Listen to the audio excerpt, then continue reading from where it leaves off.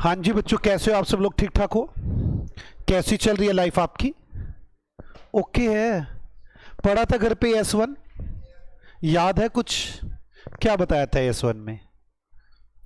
Accounting नाम क्या था ये S1 का?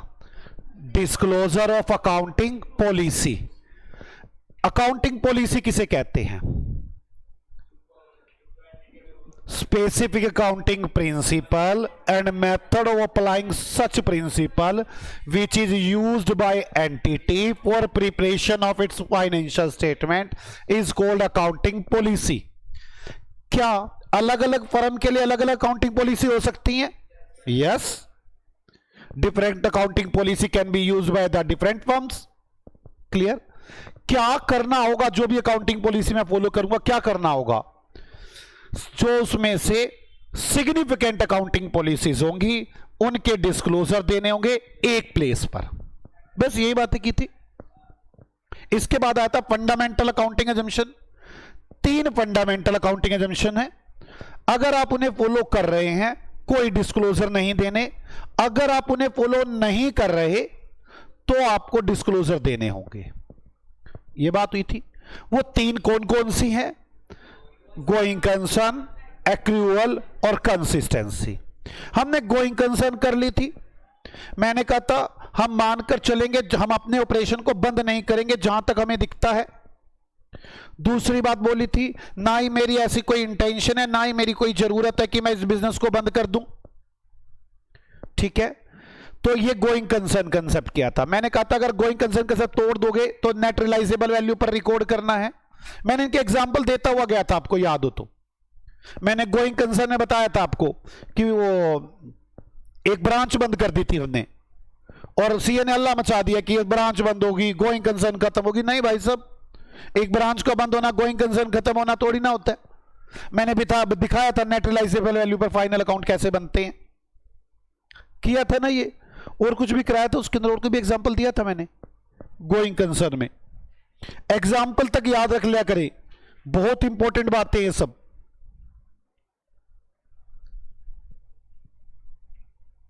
मैंने ये बना के दिखाया था, मैंने आपको ब्रांचेस वाला एग्जाम्पल दिया था इसमें। बस यही एग्जाम्पल दिए थे गोइंग कंसर्न में।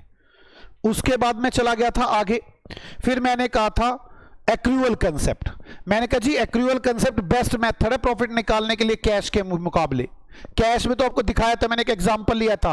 ए की सेल आ गई थी, बी की परचेज आ गई थी, प्रॉफिट ही गलत हो गए थे, प्रॉपर पीरियड सेट ही नहीं हो पा रहा था, तो एक्रूअल कंसेप्ट लगाया था। फिर एक आदमी ने क्या पंगा किया, अब जो रिवेन्यू था, सेल थी, वो ऐसे आदमी को सामान बेच दिया जिसे पैसे आने ही नहीं।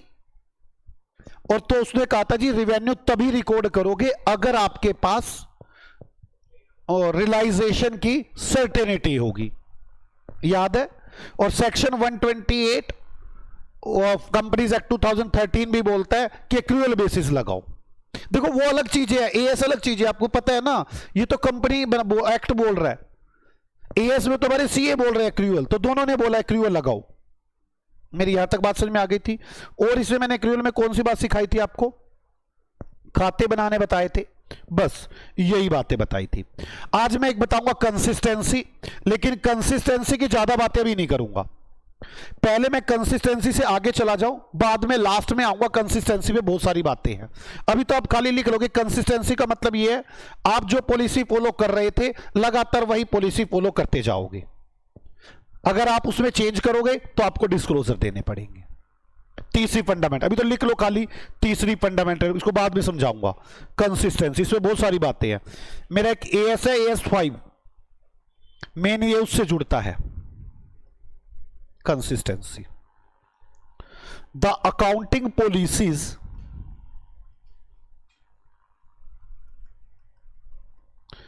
Are consistent from one period to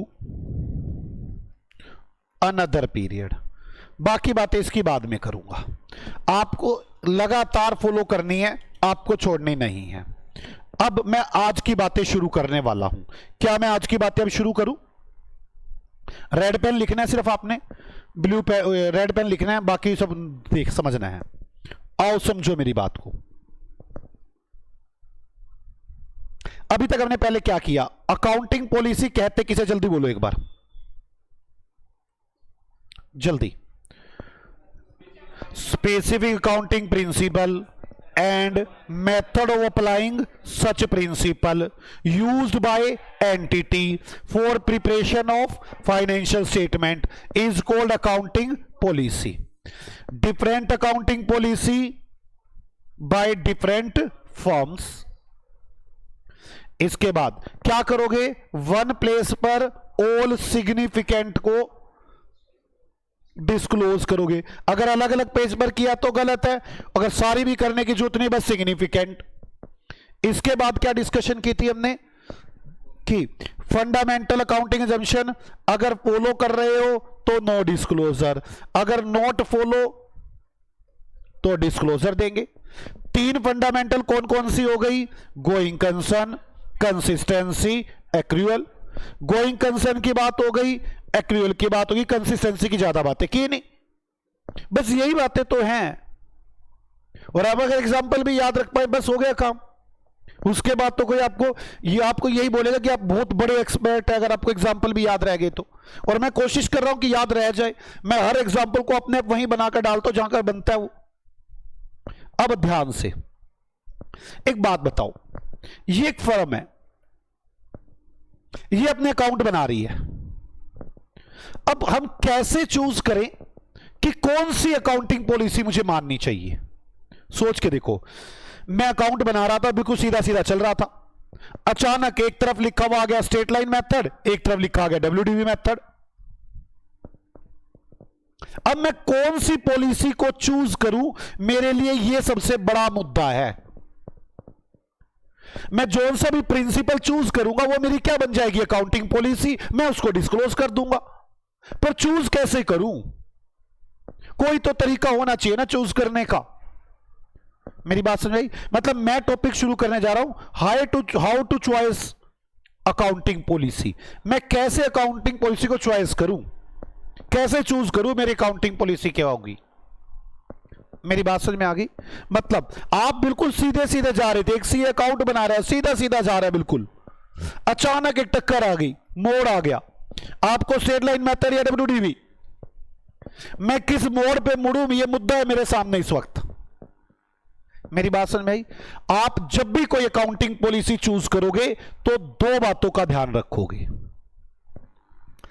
पहली बात, ऐसी अकाउंटिंग पॉलिसी चूज करना जो आपके अकाउंट्स को ट्रू एंड फेयर व्यू दिखाती हो। कैसा व्यू दिखाती हो? True and fair view. जब आप ऑडिट में जाएंगे आपको टीचर सारा दिन यही पढ़ाएगा, ट्रू एंड फेयर व्यू, ये होता है, ये नहीं होता, ये होता है, ये नहीं होता। अभी तो मैं इतना ही कहूंगा कि आपको ऐसी अकाउंटिंग पॉलिसी चूज करनी है। मैं देख रहा था मुझे straight line method true and fair view दिखा रहा है, WDV नहीं दिखा रहा, तो मैं कौन सी पॉलिसी चूज करूंगा? Straight line method. अगर ऐसा हुआ कि दोनों ही ट्रू एंड फेयर व्यू दिखा रहे हैं तो आपको तीन बातें चेक करनी है। बात समझ में आ गई? पहले तो आप क्या चेक करोगे, वो अकाउंटिंग पॉलिसी चूज करोगे जो आपका ट्रू एंड फेयर व्यू दिखाती हो। और अगर सभी ट्रू एंड फेयर व्यू दिखा रही हैं तो आपको ऐसी पॉलिसी चूज करनी है, उसमें ये तीन खासियत होनी चाहिए। पहली का नाम है प्रूडेंस,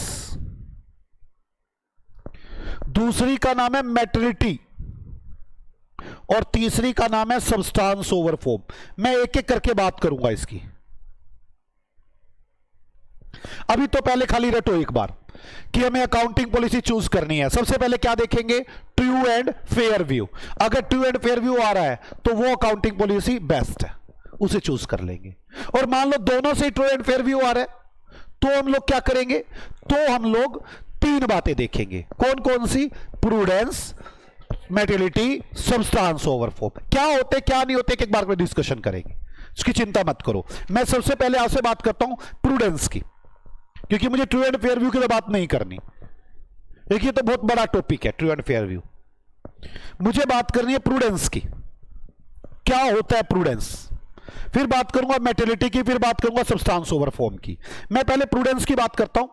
प्रूडेंस का मतलब होता है आपको फ्यूचर में होने वाले खर्चों के बारे में आज ही सोचो और उसे अपनी बुक्स में लिख लो, और फ्यूचर में होने वाले प्रॉफिट्स को इग्नोर करें। फ्यूचर में होने वाले प्रॉफिट्स को इग्नोर करें।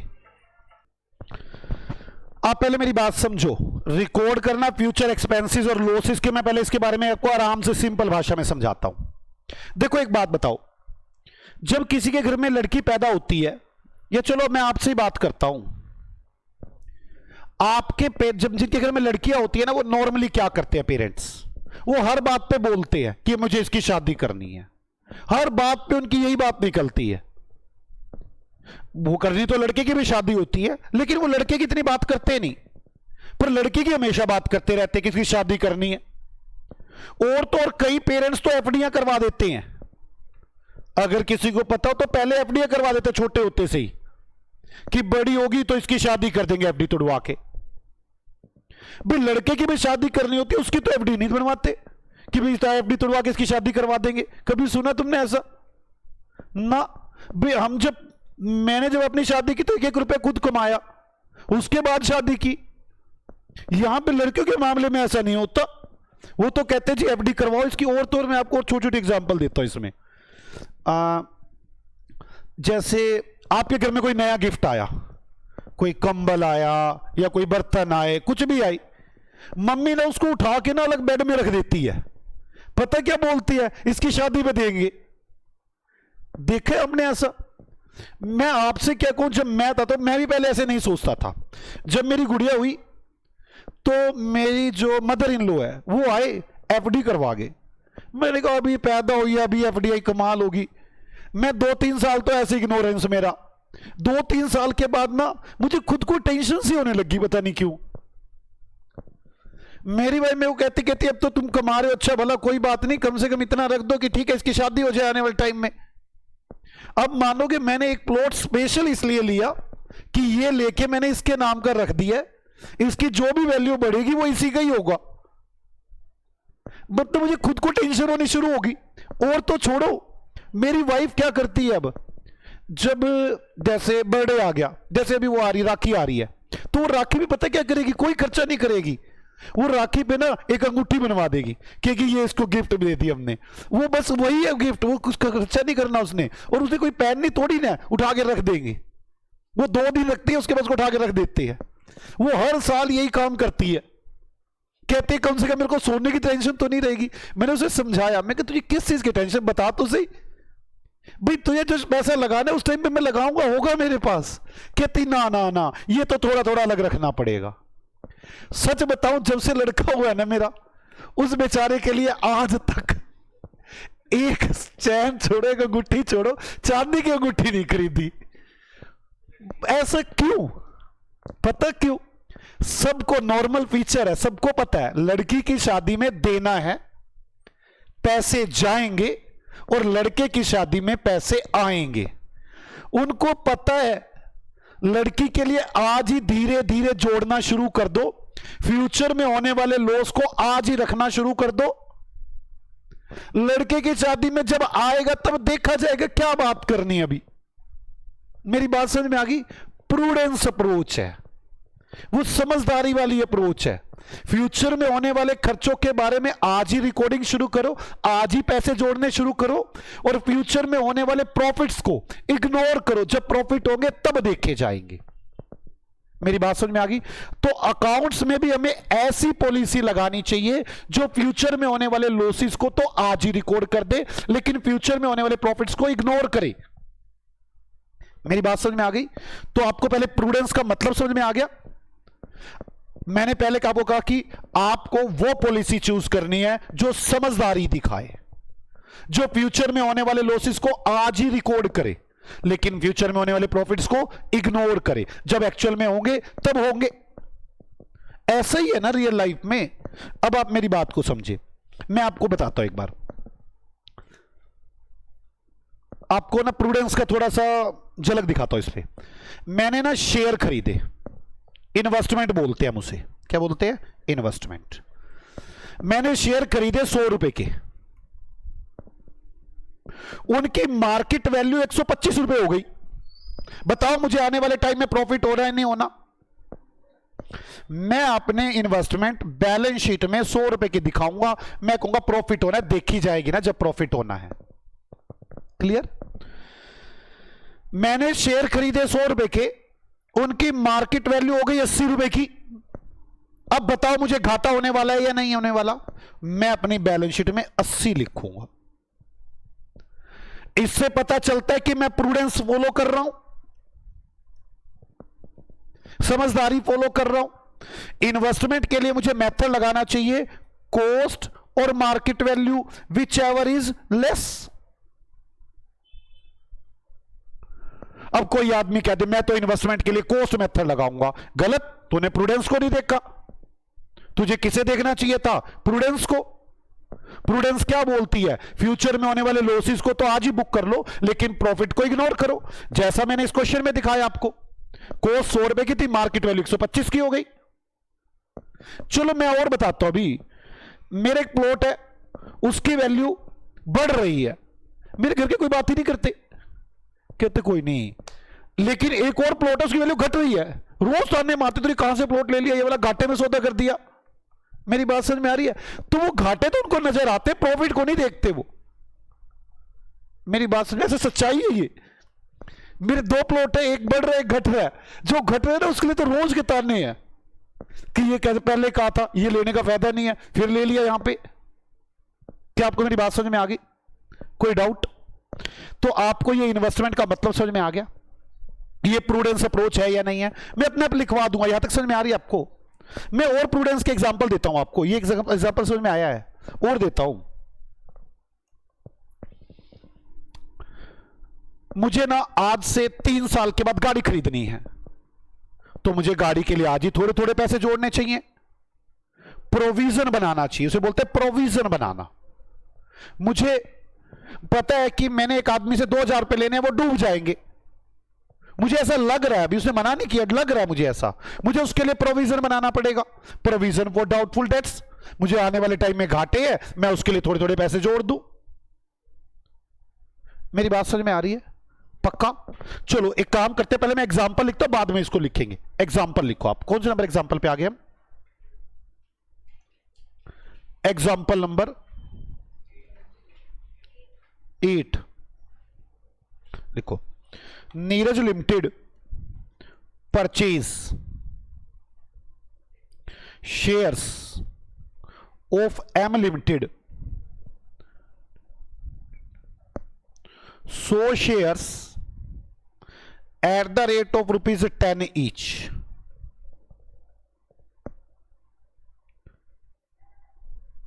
Neeraj Limited sold 80 shares at the rate of ₹15 each.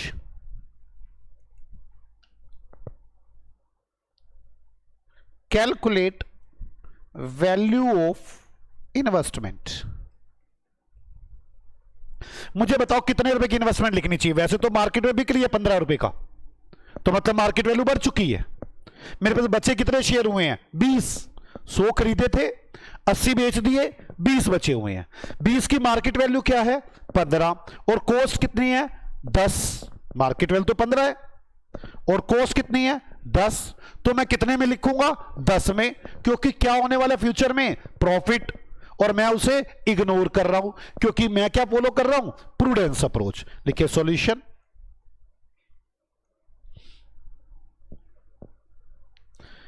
Investment valued cost और market value which ever is less, because we follow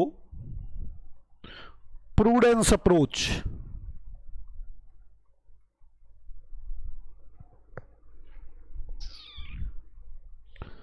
cost हो गई मेरी 20 इंटू 10 200, मार्केट वैल्यू हो गई 20 इंटू 15 300,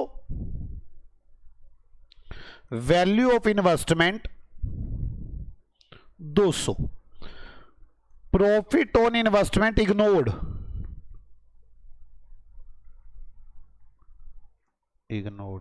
फ्यूचर प्रॉफिट लिख दो, है ना? Future profit on investment ignore. समझ में आ गई आपको मेरी बात?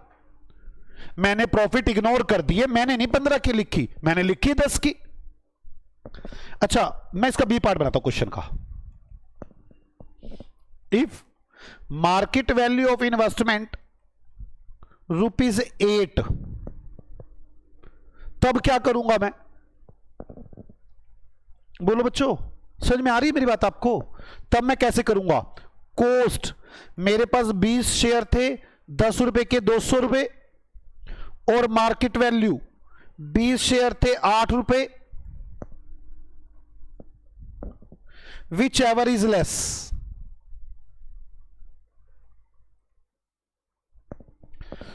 तो वैल्यू ऑफ इन्वेस्टमेंट ₹160। अब बताओ, मैंने फ्यूचर के लॉस रिकॉर्ड कर दिए या नहीं कर दिए?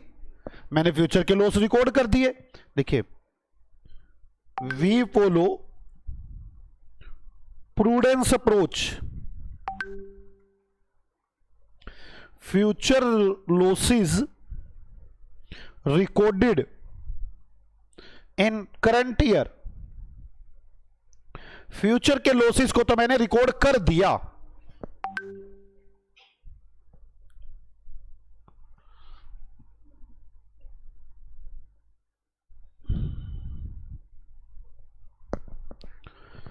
एक और एग्जाम्पल लिखते हैं, एग्जाम्पल नंबर 9। चलो, example number 9, give some examples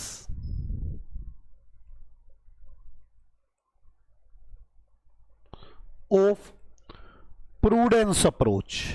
आप प्रूडेंस अप्रोच के कुछ एग्जाम्पल लिखो। Answer, provision for doubtful debts, अभी पैसे डूबे नहीं, पहले ही जोड़ने शुरू कर दिए। Provision for doubtful debts, provision for discount on debtors,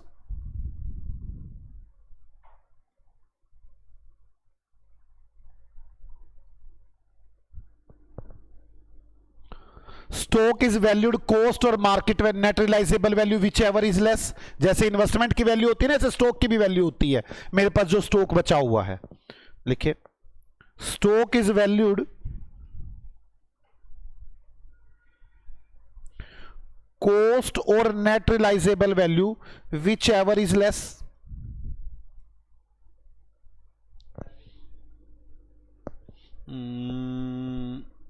कह सकते, बाकी है नहीं वो इस समय। फ्यूचर में जो लॉस होने वाले, वो कोई लॉस नहीं होने वाला फ्यूचर में, तो करंट का खर्चा करंट में लिखते रहते हैं। कह सकते हैं कि आपकी जो फिक्स एसेट्स है बहुत लंबे टाइम के लिए पड़ी, आप उसके धीरे धीरे आदि जोड़ना शुरू कर रहे हो, दैट इज प्रूडेंस। आपको मेरी बात समझ में आ गई? अब लोगों के पंगे समझो, लोग भी तो पंगे लेने से बाज नहीं आते, लोगों के पंगे समझो थोड़ा सा। पहले तो ये प्रूडेंस का मतलब समझ में आया, अब लोगों के पंगे और शुरू हो जाते हैं, लोग चोरी चकारी पे उतर आते हैं, फिर वो पंगे शुरू। जैसे मैं बताता हूं लोगों की चोरी चकारी, ये नीरज लिमिटेड है, इसके प्रॉफिट बहुत ज्यादा आ रहे थे,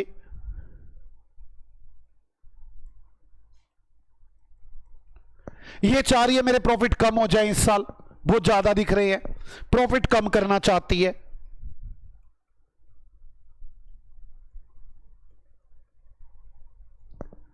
अब इसने क्या किया, अपने ऊपर एक आदमी से केस दिलवा दिया। ऐसे ही कोर्ट में गए, अपने भाई को बोला मेरे ऊपर केस कर दे कि मैंने इससे 5 करोड़ रुपए लेने हैं। क्लियर? अब मेरे ऊपर केस हो गया, 5 करोड़ रुपए लेने देने हैं, ठीक। अब कंपनी कहती है मुझे दिख रहा है कि मुझे 5 करोड़ रुपए फ्यूचर में देने पड़ेंगे, मैं प्रूडेंस अप्रोच फॉलो करती हूं, मैं इसका प्रोविजन बनाती हूं और अपने खर्चों में लिख लेती हूं। मेरी बात समझ में आ गई? भाई अपने और 5 करोड़ केस लगवा लिया। अब क्या कह रही है कंपनी कि मैं प्रूडेंस हूं, मैं तो इसे खर्चा मानती हूं क्योंकि फ्यूचर में लॉस होने वाला है, मेरे ऊपर केस हो चुका है, 5 करोड़ रुपए देने हैं, मैं इसे एक्सपेंस मानती हूं, और मैं इसे अपने प्रॉफिट को कम कर लेती हूं। भाई साहब ये थोड़ी ना कहा था हमने प्रूडेंस का ये मतलब निकाल लो। आप तो मिनट में चोरी चकारी पे उतर आते। प्रूडेंस का हमने मतलब समझाया था किसी और भाषा में, आप चालाकी दिखा रहे हो। मेरी बात समझ में आ गई? प्रूडेंस का ये मतलब नहीं आप हिडन रिजर्व बना लो, छुपे हुए प्रॉफिट रख लो। हिडन रिजर्व मतलब छुपे प्रॉफिट छुपा कर रख लो। प्रूडेंस का ये मतलब कतई नहीं है कि आप हिडन रिजर्व बनाकर बैठ जाओ, ये तो अलाउड नहीं होगा। आखिरकार एएस को बनाना पड़ा। एएस कहता है अगर आपकी हारने की प्रोबेबिलिटी ज्यादा है तो ही आप रिजर्व बनाएंगे। अगर आपको ऐसा लगता है मैं हार भी सकता हूं, मैं जीत भी सकता हूं, हारने की प्रोबेबिलिटी ज्यादा है, मतलब 51% चांसेस है कि आप हारेंगे, तो ही आप रिजर्व प्रोविजन बनाएंगे, अदरवाइज नहीं। मेरी बात समझ में आ गई? प्रूडेंस में अगर आपको ऐसा फील हो रहा है कि मेरा केस को लूज करने के चांसेस 51% है, तभी प्रोविजन बनाएं, अदरवाइज प्रोविजन नहीं बनाएंगे। मेरी बात समझ में आ गई आपको? बोलो बच्चों, पक्का समझ में आ गई? कोई डाउट तो नहीं ना इसमें? मैंने प्रूडेंस में कौन कौन सी बातें समझाई आपको, जल्दी बताना। एक तो मैंने आपको दिखाया प्रूडेंस कॉस्ट और market value which ever is less करके। दूसरा मैंने कौन सा दिखाया, कुछ एग्जाम्पल दिए, और मैंने अब उनकी लड़ाई दिखाई आपको। आज इस लड़ाई को लिखते हैं। एग्जाम्पल नंबर कौन सा चल रहा है? Example number 10। एक company is facing a damage suit. एक कंपनी के ऊपर डैमेज का केस चल रहा है। Provision is made by company for that suit. Company ने उस केस के अगेंस्ट प्रोविजन बना लिया। Probability of not losing the suit. Case हारने की प्रोबेबिलिटी, केस ना हारने की probability is more than of losing the suit. Case ना हारने की प्रोबेबिलिटी केस हारने की प्रोबेबिलिटी से ज्यादा है। Whether company is right. क्या कंपनी ठीक है? क्या कहोगे? ना, कंपनी गलत है। Solution, no, company content is not right.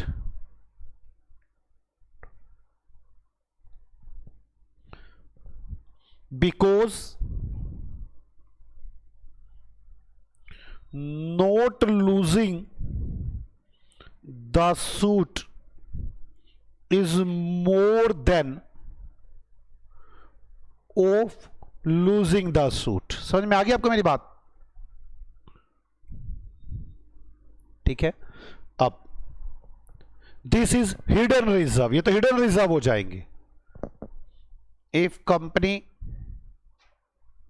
Make provision that is hidden reserve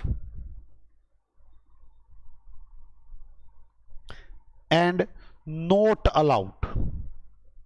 आप हिडन रिजर्व बनाने के लिए थोड़ी ना बोल दिया हमने प्रूडेंस बोला, आपने कहां का कहां ले गया हमें।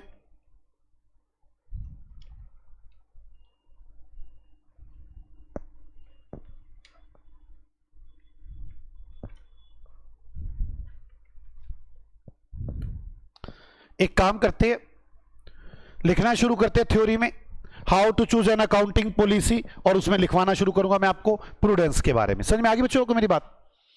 फिर दूसरे बारे में सीखेंगे, how to select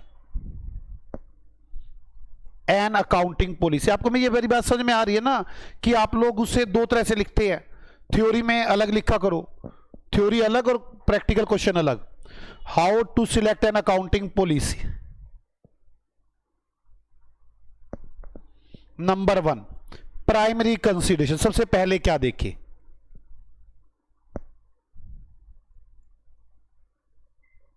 primary consideration. Choose that accounting policy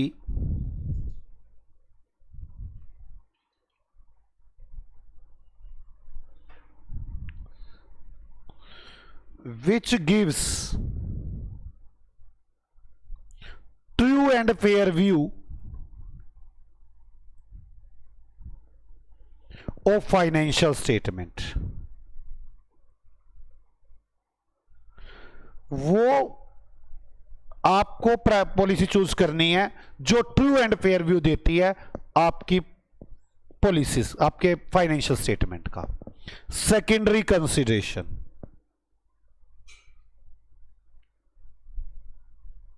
फिर आपको किन बातों का ध्यान देना है?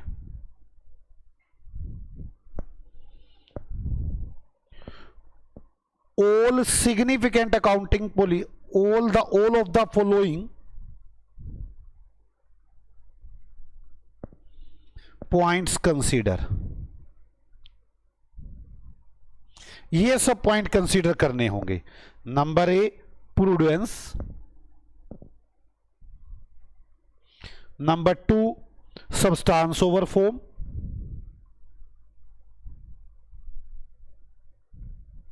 नंबर 3, मेटलिटी.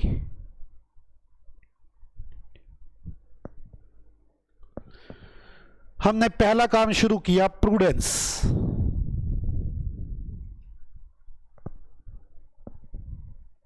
प्रूडेंस में लिखना शुरू करें. Profit are not anticipated.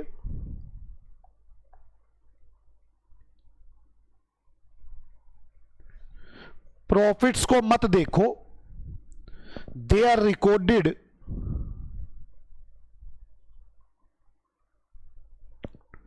when they realized.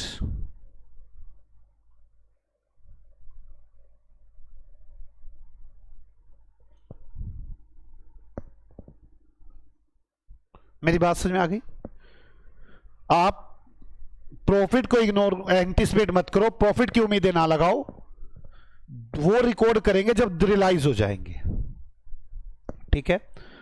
अगला, फ्यूचर लॉसेस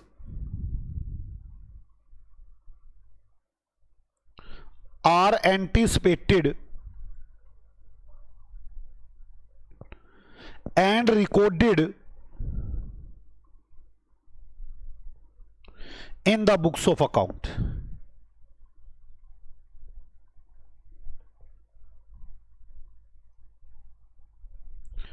आप फ्यूचर लॉसेस को एंटिसिपेट करें और उन्हें रिकॉर्ड करें बुक्स ऑफ अकाउंट्स में.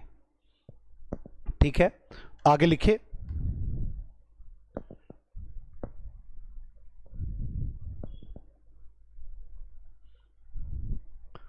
Prudence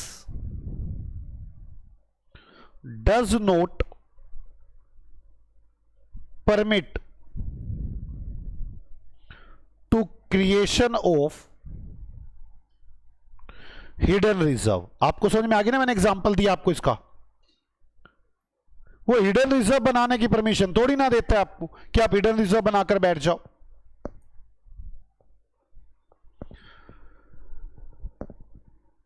As per prudence, select accounting policy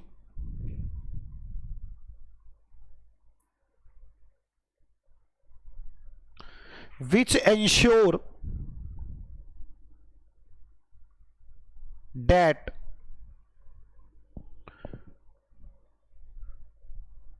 आपको ऐसी अकाउंटिंग पॉलिसी सिलेक्ट करनी चाहिए जो कि विश्वास दिलाए प्रॉफिट और एसेट्स नोट ओवरकास्ट.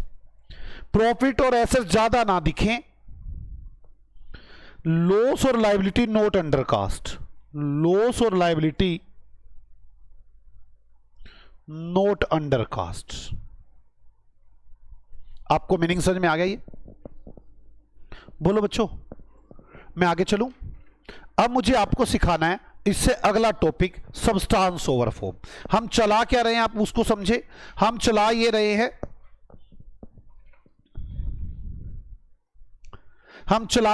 हैं, कि हमें कौन सी अकाउंटिंग पॉलिसी चूज करनी चाहिए। आज ये कहानी शुरू हुई थी और हमें वो अकाउंटिंग पॉलिसी चूज करनी चाहिए जो ट्रू एंड फेयर व्यू दिखाती हो। अगर ट्रू एंड फेयर व्यू सब दिखा रही हैं तो मुझे 3 बातें चेक करनी होंगी। पहली बात प्रूडेंस, दूसरी सब्सटेंस ओवर फॉर्म, तीसरी मेटेलिटी। हमने शुरू कर दिया प्रूडेंस। प्रूडेंस मतलब फ्यूचर के प्रॉफिट्स को एंटिसिपेट मत करो, फ्यूचर के लॉसेस को एंटिसिपेट करो, उन्हें रिकॉर्ड कर लो। कोई हिडन रिजर्व मत बनाकर बैठ जाना, पॉलिसी वो सिलेक्ट करो। प्रूडेंस का मतलब होता है जो लॉस और लायबिलिटी को ज्यादा दिखाए कम ना दिखाएं, और एसेट्स और लायबिलिटी को ज्यादा ना दिखाएं कम दिखाएं। मतलब प्रॉपर दिखाएं, कम क्यों दिखाएं, प्रॉपर दिखाएं, ज्यादा ना दिखाएं। अब मैं बात करने वाला हूं सब्सटेंस ओवर फॉर्म की। अब आप मेरे साथ समझेंगे सब्सटेंस ओवर फॉर्म को, फिर इसके बारे में लिखेंगे क्या होता है। सब 11th क्लास चल रही है यार, टोटल 11th क्लास। आपने पढ़ा हुआ ये सब 11th क्लास में? ये सब पढ़ा नहीं हुआ 11th क्लास में आपने?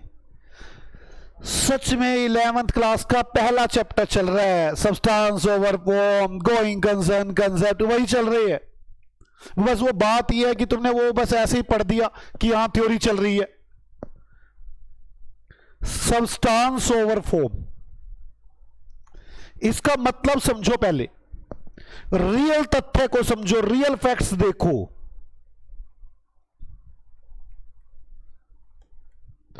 सिर्फ लीगल फैक्ट ही मत देखो।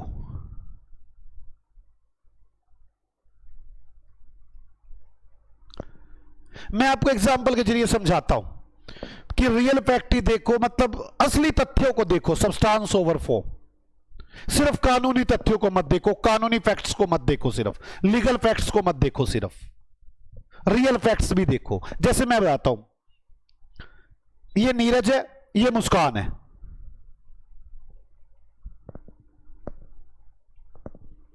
हुआ यूं, मुस्कान के पास एक प्लॉट था, बेच रही थी प्लॉट को। नीरज ने कहा कितने का प्लॉट है, इसने कहा 1 करोड़ का। नीरज ने इसे 1 करोड़ रुपए दे दिए, पे कर दिए 1 करोड़ रुपए। नीरज आया प्लॉट पर, अपने मिस्त्री लगाए, मकान बनाना भी शुरू कर दिया। ऐसा हो जाता है, क्लियर। हम कोर्ट में गए ताकि रजिस्ट्री हो हमारी तहसील में, हम रजिस्ट्री करवाने गए, ये रजिस्ट्री पे साइन करके देगी तभी तो प्लॉट मेरे नाम होगा। हम साइन करवाने गए, वो कहने लगी थी 4 दिन की छुट्टी है। हमने कोई बात नहीं मुस्कान, मुझे तुम्हें यकीन है कोई ऐसी बात नहीं, 4 दिन बाद आई तो साइन कर दियो, प्लॉट मेरा हुआ। मैंने उस पर मकान बनाना भी शुरू कर दिया। अगर लीगली, अब आप लीगली सोचोगे तो मकान किसका है? मुस्कान का। लीगली तो इसी का ही है। लेकिन जरा एक बार सत्य की तरफ जाओ तो मकान किसका है? नीरज का। सच्चाई तो यही है, मैं पैसे दे चुका, मैं कब्जा ले चुका, बस एक साइन की फॉर्मेलिटी तो बाकी है। अकाउंट्स को देखना चाहिए और कहना चाहिए कि यह प्लॉट नीरज का है। अकाउंट्स की बुक्स में यह लिखना चाहिए। ऐसी अकाउंटिंग पॉलिसी यूज करनी चाहिए जो नीरज के नाम पर प्लॉट लिखे अकाउंट्स की बुक्स में, मुस्कान के नाम से प्लॉट काट दे। लेकिन अगर आप लीगली जाओगे, लीगली तो बिल्कुल ये नीरज का प्लॉट नहीं है। इसलिए अकाउंट बनाते टाइम सिर्फ लीगल मत देखा करो। हम बिजनेस के अंदर कोई लड़ाई के लिए नहीं बैठे, हम तो लड़ाई करते ही नहीं बिजनेस में कभी।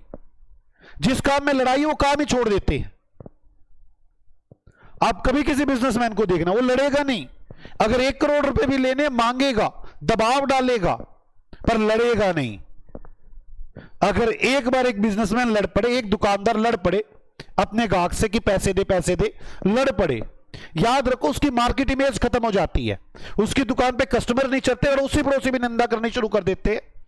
कहते चलो एक बार आदमी के पैसे नहीं थे तो ये मतलब थोड़ी ना कि उसका जुलूस निकाल दोगे। उस आदमी से लोग डील करना बंद कर देते हैं। इसलिए इतने यकीन पर चलते हैं हम लोग कि आ जाएंगे पैसे, कोई बात नहीं। मेरी बात समझ में आ गई? तो हमें हमेशा कानूनी ही नहीं देखना चाहिए, रियलिटी भी देखनी चाहिए। हमें ऐसी पॉलिसी चूज करनी चाहिए जो रियलिटी पे ज्यादा ध्यान दे। हम ये नहीं करें कि कानूनी इग्नोर ही कर दे, कानून पर भी ध्यान दे लेकिन साथ साथ लीगली पर भी ध्यान दे। देखो मैं आपको और एग्जांपल देता हूं इसमें।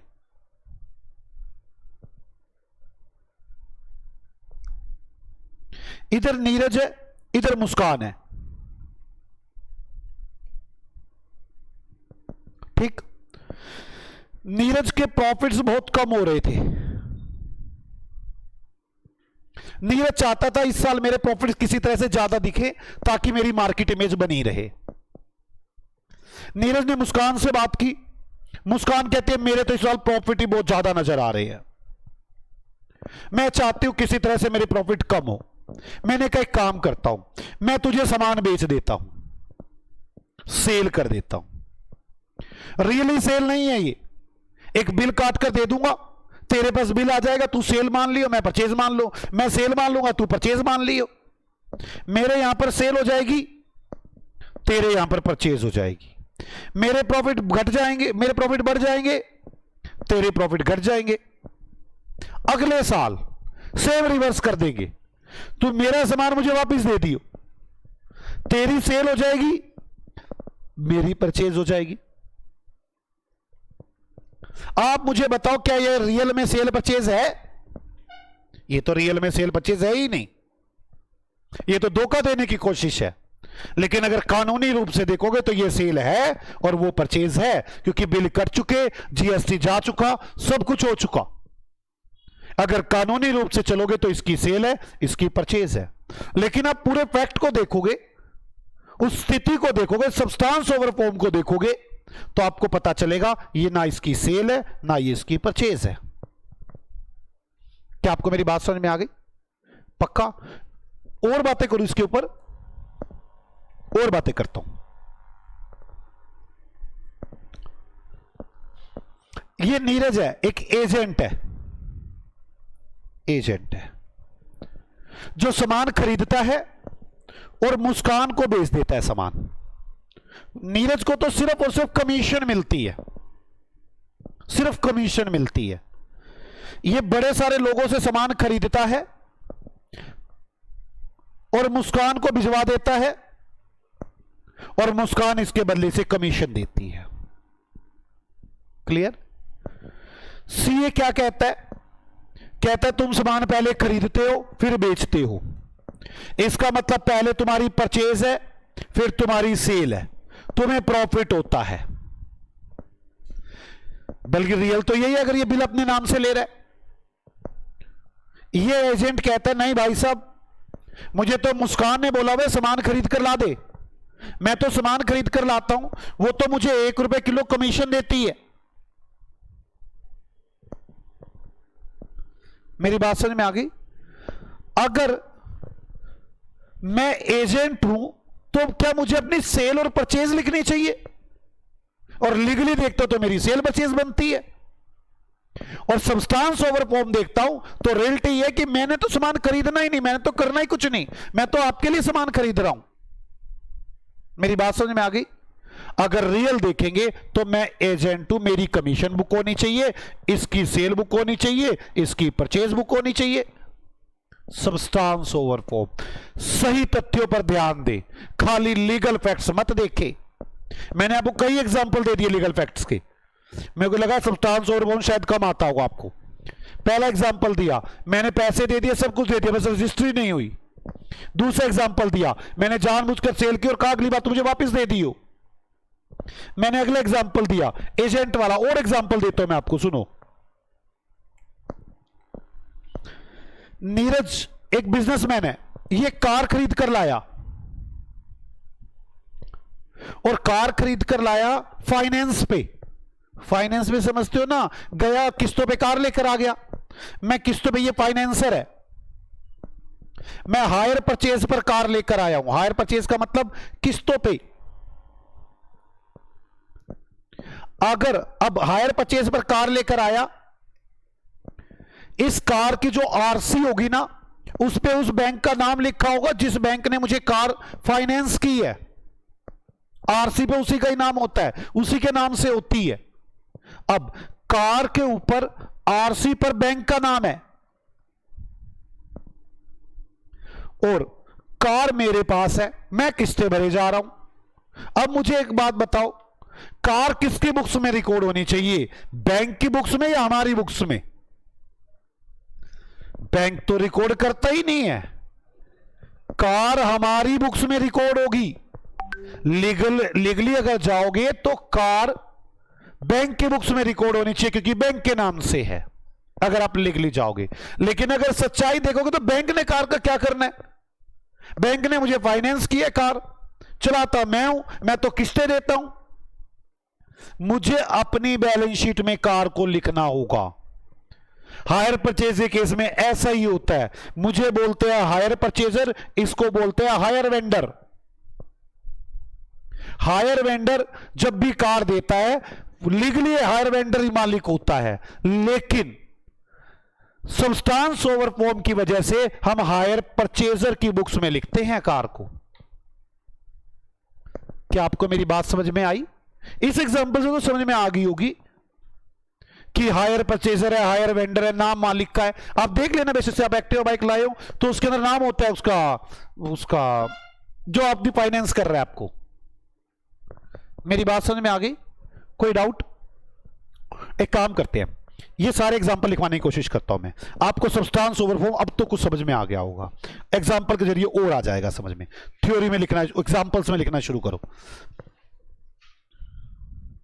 Example number 11, Neeraj purchase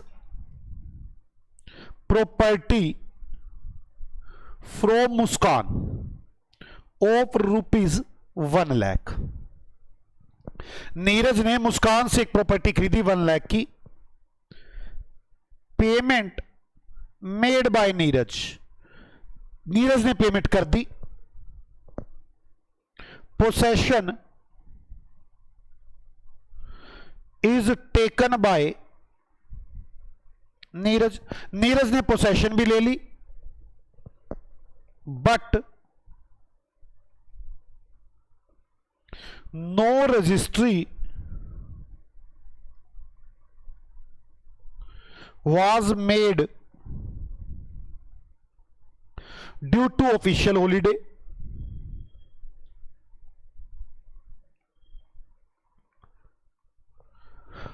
official holiday आया पर रजिस्ट्री नहीं हुई, ठीक है।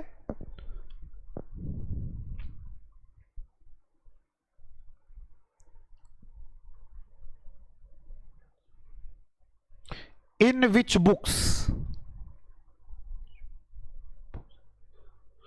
property is recorded and why, और क्यों, किसकी बुक्स में प्रॉपर्टी रिकॉर्ड हो। बच्चों ये जो मैं एग्जांपल बनाता हूं ना, ये बस मैं आपको वैसे लिखवाता हूं, आप इसे अपनी शेप में लिख सकते हैं और इसे छोटी सी शेप में पेंसिल में साइड में लिख लिया करो। ये था, ये था, छोटी छोटी इसकी जितनी छोटी समरी बना लोगे उतना याद हो जाएगा आपको। मैंने कोशिश की है कि मैं हर बात पे एग्जांपल के, क्योंकि क्या दो बातें होती है, या तो मैं आपको नाच नाच के याद करवाऊं, बेकार की बातें याद करवाऊं जो कि लोग के रिलेटेड ही नहीं है हमारी, ऐसी बेकार की बातें करता चला जाऊं, वो आपके लिए कभी भी बेनिफिशियल नहीं होती, आपकी नॉलेज कभी भी नहीं बढ़ती। दूसरी बात होती है, मैं आपको जो रियल लाइफ में एग्जांपल चल रहे हैं वो ले, अब वो लेने में बहुत टाइम लगता है, टाइम तो दोनों में बराबर ही लगता है, लेकिन इसमें एक बार अगर आपने समझ लिया तो जिंदगी भर के लिए याद हो जाएगा, पर आपको एक बार इसको रिवाइज जरूर करना है। चले आंसर, बिना रिवीजन के तो ये याद नहीं रहेंगे। लिखो,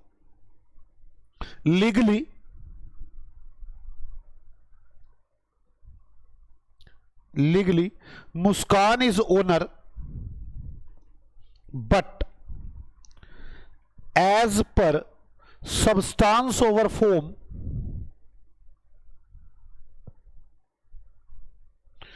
Neeraj is owner. This assets related to Neeraj. हमें ऐसी अकाउंटिंग पॉलिसी चूज करनी चाहिए जो नीरज की बुक्स में रिकॉर्ड करवाए। और एग्जांपल लिखते हैं, example number 12।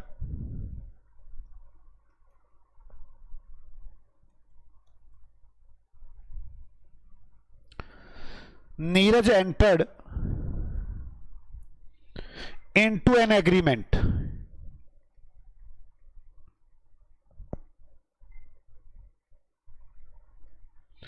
With Muskan.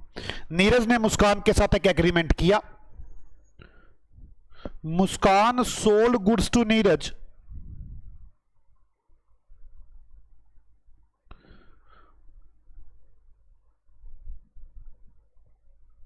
of rupees 5,000 and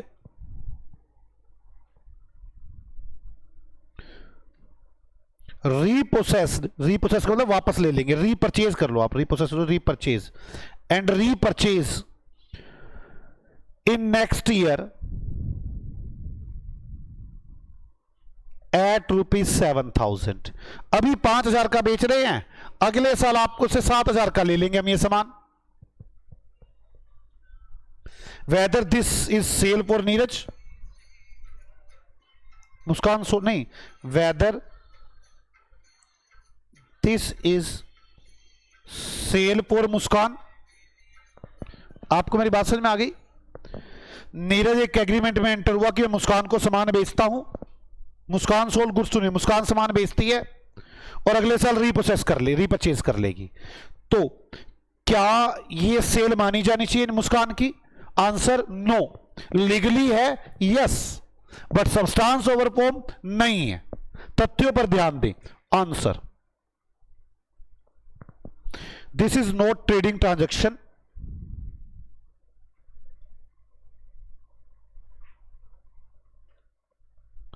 ये कोई ट्रेडिंग ट्रांजैक्शन नहीं है।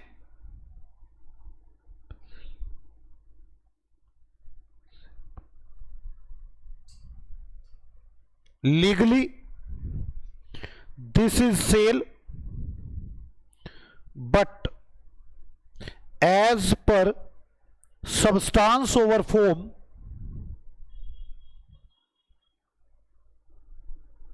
that is not sale। पर सब्सटेंस ओवर फॉर्म की वजह से हम इसे सेल नहीं मानेंगे। क्या आपको मेरी बात समझ में आ गई? और एग्जांपल लिखो, example number 13।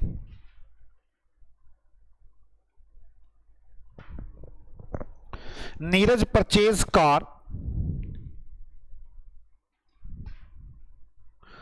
From Muskan on hire purchase basis.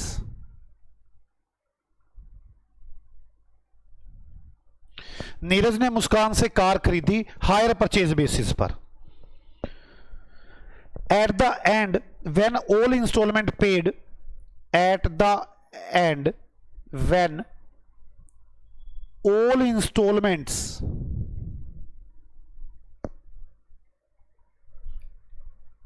paid by Neeraj, then car transfer to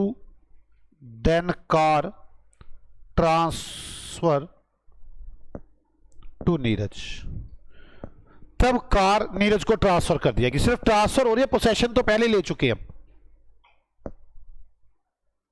weather this car related to Neeraj और Muskan, car related to Neeraj और मुस्कान। सॉल्यूशन बताओ क्या कहोगे?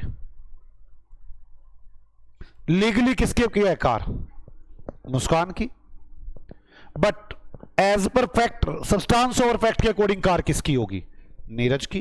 तो हमें किसकी बुक्स में रिकॉर्ड करनी है? नीरज की बुक्स में। चलो, legally car related to Muskan, but as per substance over form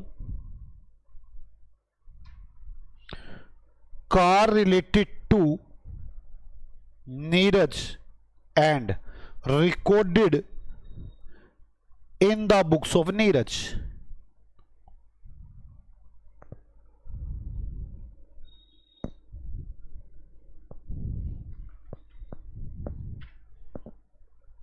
example अगला, example number 14, an limited purchase goods on behalf of Muskaan. An limited ने मुस्कान के बिहाफ पर सामान खरीदा and get commission on purchase.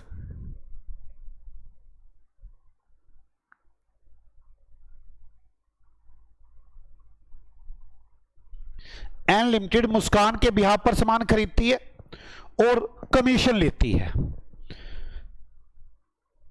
An limited not treated purchase of is own, वो अपनी परचेज नहीं मानती, बट ऑडिटर सेज, पर सीए कहता है this is recorded in the books of agent as purchase. Auditor says this purchase is recorded in the books of N limited. आपको question समझ में आ रहे हैं ना। नीरज लिमिटेड परचेज करती है मुस्कान के बिहाफ पर, नीरज लिमिटेड उसे परचेज नहीं मानती, पर ऑडिटर कहता है कि परचेज माननी होगी। Answer, Neeraj limited is right.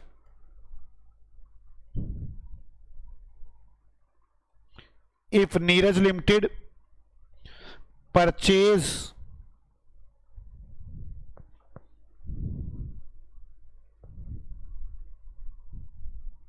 on behalf of M and get commission and bill of purchase with the name of मुस्कान, वो मुस्कान के नाम से बिल कटवाता है, as per substance over form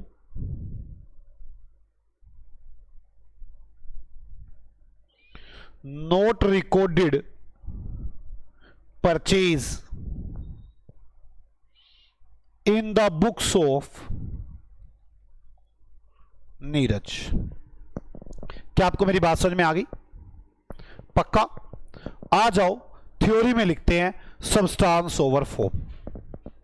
clear होगी बात सबको? कोई डाउट तो नहीं ना इसमें? अब सबस्टांस ओवर फॉर्म में अब हम अपना पॉइंट लिख रहे हैं, B point, substance over form. Theory में आ जाए, substance over form.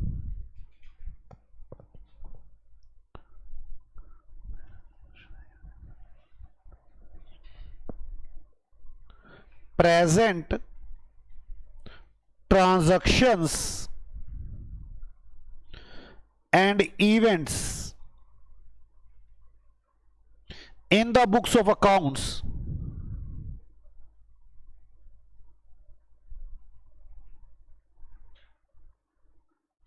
as per their substance over form।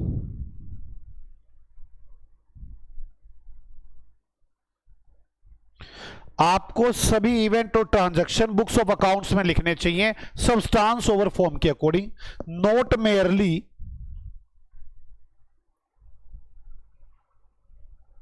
Bye legal form. सिर्फ लीगल फॉर्म देखते हुए नहीं लिखने चाहिए, आपको रियल तथ्य भी देख लेने चाहिए। अगर आप रियल तथ्य नहीं देख रहे तो भी गलत है। आज समझो अभी तक हम क्या पढ़ चुके हैं। आपको ना माइंड में ना थ्योरी से आपके माइंड में क्रक्स रहेगा, एग्जाम्पल से तो वो क्लियर होती है बात। थ्योरी से क्या पढ़ा? पहले अकाउंटिंग पॉलिसी की डेफिनेशन। अकाउंटिंग पॉलिसी की डेफिनेशन थी क्या? वो specific accounting principle and method of applying such principle which is used by entity for preparation of financial statement. Different accounting form, different accounting policies may be possible. all significant accounting policy disclosed at one place.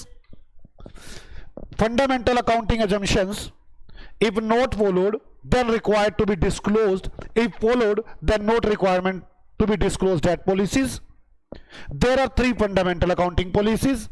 Number one, going concern. Number two, consistency. Number three, accrual.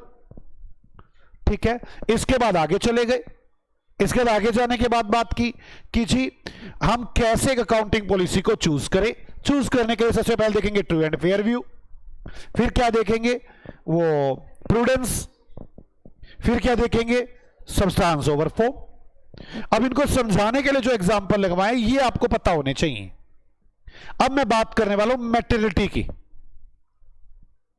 Maternity की बात करूंगा, आपको वो समझाऊंगा, फिर उसके बाद वो लिखवा दूंगा। बस छोटा सा ये ऐसे खत्म होने वाला है। इसके तो मैटरनिटी की बात करते हैं। आओ शुरू करें, पक्का? चलो मेरी बात सुनना जरा ध्यान से। आप ना यहां पे सेंटर पे आ रहे थे, रास्ते में आपका 5 का सिक्का गिर गया। क्या आप उसे उठाने जाएंगे? अभी क्लास इसी तरह से चलती रहेगी। क्या आप उसे उठाने जाएंगे? अब मिलने के चांसेस हैं भी और नहीं भी। बस स्टैंड के पास गिरा है, क्या जाएंगे उठाने? 10 का नोट गिरा है, 5 का सिक्का नहीं, 10 का नोट गिर गया है, तो क्या आप उठाने जाएंगे क्लास छोड़ के? 20 का नोट गिर गया तो क्या आप उठाने जाएंगे? 50 का नोट गिरा है, आप क्लास छोड़ के उसे उठाने जाएंगे या नहीं जाएंगे? आप अपने मन की बात बताएं। आप 50 का नोट आपका गिर चुका है बस स्टैंड के पास, तो क्या आप उठाने जाएंगे? 100 का नोट था, किसी के मन में आ रहा हो तो बता सकता है कि जी ठीक है मेरे मन में आया है कि एक बार चल पढ़ू, क्लास फिर हो जाएगी। मतलब सोचो आपके लिए क्या चीज इंपॉर्टेंस रख रही है इस वक्त। 100 का नोट भी आपके माइंड में है, ये क्लास भी है। 500 का नोट है, 500 का नोट। आप मेरी बात समझ में आ रही है? चलो किसी का 500 के नोट पे भी मन ना किया, 5000 की गड्डी है। आप मेरी एक बात समझे, 5 रुपए ने आपके डिसीजन को चेंज नहीं किया। 5 रुपए कोई बड़ी बात नहीं, आपने कहा चलो छोड़ ना क्लास देख लूं। 10 के नोट ने भी शायद नहीं किया था, 20 तक भी मुझे लगता है पीले नहीं थे, 50 में कुछ व्यक्तियों के मन में आ गई थी, 50 में कई व्यक्तियों के मन में आ गई थी, चलो आधे घंटे की क्लास है देख लेंगे। लेकिन 100 और 500 के नोट पे तो मुझे लगा था कि आज सबके चेहरे बदल रहे थे। मतलब आपके लिए 50 से ऊपर पैसे इंपॉर्टेंस हैं, आप उससे कम जा पैसों की वैल्यू नहीं समझ रहे। आपके लिए इंपॉर्टेंट नहीं है, वो आपके डिसीजन को चेंज नहीं कर रहे। आपके डिसीजन को चेंज 100 का नोट कर रहा है। उससे छोटे पैसे, दुख तो हो रहा है गिरने का, बट आपके डिसीजन को चेंज नहीं कर रहे। आप जिस रास्ते पे जा रहे हैं उसी पे चलना चाह रहे हैं, आप पलट नहीं रहे। आप एक बात बताओ ना, मान लो अंबानी है, उसकी 5000 की गड्डी गिर जाए, वो जाएगा देखने? नहीं कहे छोड़ना यार, उसको 5000 भी इफेक्ट नहीं कर रहे, हमें 500 तक इफेक्ट कर रहे थे। एक रिक्शा वाला, उसका 20 का नोट गिर जाता तो हो सकता है शायद उठ के वापस घुमा रहा होता वो अपनी रिक्शा। वो जहां जा रहा है वहां से छोड़ के रिक्शा घुमाता पहले, उसके लिए 20 रुपए इंपॉर्टेंस थे। तो मैटरिटी का मतलब होता है जो डिसीजन मेकर के डिसीजन को अफेक्ट करे। मेरी बात समझ में? ये तो पर्सन टू पर्सन वेरी करता है, ये तो प्रैक्टिकल अप्रोच है। हो सकता है किसी फर्म में करोड़ों की सेल है, 100 रुपए की सेल मायने नहीं रखती। मेरी बात समझ में आ गई? तो मैटरिटी का मतलब होता है जो डिसीजन मेकर के डिसीजन को अफेक्ट करे, उससे बोलते हैं मैटरिटी। और ये प्रैक्टिकल अप्रोच है, मैं समझा नहीं सकता। मैंने छोटा सा एग्जांपल लेने की कोशिश तो की आपके साथ कि आपका डिसीजन कब चेंज होता है। और मैं सच बताऊं, कई बार मैटरिटी अमाउंट पे भी डिपेंड नहीं करती। जैसे मैं बताता हूं आपको, हम ना बैंक ऑडिट पे जाते हैं, बैंक ऑडिट पे 50,000 रुपए तक का लोन कोई नहीं चेक करता। कहते क्या देखना 50,000 के लोन का, देखते ही नहीं, सीए चेक ही नहीं करते। मैं आपको बताऊं, मैं ना मध्य प्रदेश गया बैंक ऑडिट पे, वहां पे गवर्नमेंट एक स्कीम निकाल रखी थी, आवास योजना। 1-1 लाख रुपए का लोन देना था अपना घर बनाने के लिए। ठीक, मैं वहां गया तो 1 लाख रुपए तक के लोन हमने देखने ही नहीं थे। हमने कहा तो ये मटेरियल है, छोड़ो, डिसीजन पे कोई फर्क नहीं डालती। अचानक मैंने ना वैसी 2 फाइलें उठा ली। 2 फाइलें उठाई तो देखा उनकी ना 1,000 रुपए महीना की किस्त थी, सिर्फ 2 ही किस्तें आई हुई। 10 महीने हो गए लोन दिए हुए, बाकी किस्तें नहीं आ रही। मैंने वैसे ही मैनेजर से पूछ लिया, मैंने कहा ये क्या चक्कर है, इनकी किस्तें नहीं आ रही। कहता देते नहीं जी, गरीब आदमी है, ले लिया लोन दे देंगे। और गवर्नमेंट यही तो करती है, हर 2-3 साल बाद लोन दिलवा देती, फिर कहती है माफ वैसे योजना वाला। कहता फिर सारा माफ हो जाता है। मैंने कहा फिर भी तुम्हारे बैंक ने कितने लोन किए? कहता 2,000 लोन किए मेरे बैंक ने, मेरी ब्रांच ने। मैं कहा अच्छा। मेरा दिमाग घूमना शुरू किया, 1 लाख के लोन तो एक ही नहीं कर रहे थे हम, फाइलें छोड़ दी थी हमने। आप मानोगे मैंने कम से कम 200 फाइलें निकाली। सभी फाइल में तो यही हाल, या तो 2 किस्तें आई हुई हैं या 3, उसके बाद आ ही नहीं रही। मैंने कहा भाई साहब मैं तो सारी की सारी फाइलें रिपोर्ट करूंगा। कहता ना रिपोर्ट करो। मैंने कहा कारण बता क्यों ना रिपोर्ट करूं, तेरे को क्या दिक्कत है? कहता जी कोई रेडी वाला है, कोई कुछ है, बेचारों पे एक्शन होंगे। मैं कहा होने दे एक्शन, ये तो बहुत बड़ी अमाउंट बनती है। वो मान ही नहीं रहा, बार बार ना रिपोर्ट करो ना मैं कह रहा हूं एक को रिपोर्ट करो, एक को भी रिपोर्ट नहीं करने दे रहा। कह रहे एक को भी रिपोर्ट करोगे तो उनकी नजरों में जाएंगे हम। मैं कहा ना रिपोर्ट तो करूंगा। आखिरकार ना मैनेजर शाम को आया मेरे पास, मुझे आगे क्या बोलता है, कहता है सच सच बताओ, इसमें से कम 2,000 में से 1,000 लोन तो मैंने कर रखे अपने। 1,000 लोन तो मैंने कर रखे अपने। मैं कर क्या रहा था, अपने भाई को बुलाया, उसके नाम पे लोन काटा। एक रेडी वाले को बुला लिया, उसके नाम पे लोन काटा, भी मैं संभाल लूंगा, तू चिंता ना कर। 20,000 तेरे, 80 मेरे।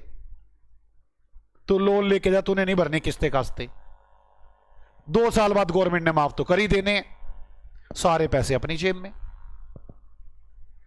तो आप ये बात समझो, अब ये कितनी इंपॉर्टेंट बात है। अगर मैं 2 फाइलें भी करता हूं तो उसको डर पता क्या लग रहा था, 2 फाइलें गवर्नमेंट की नजर में जाएंगी, वो सारों के ना चेक करवा दे। मेरी बात समझ में आ रही है आपको? तो मैटरिटी हमेशा जरूरी नहीं है अमाउंट पे डिपेंड करती है, कई बार मैटरिटी फैक्ट्स पर भी डिपेंड करती है।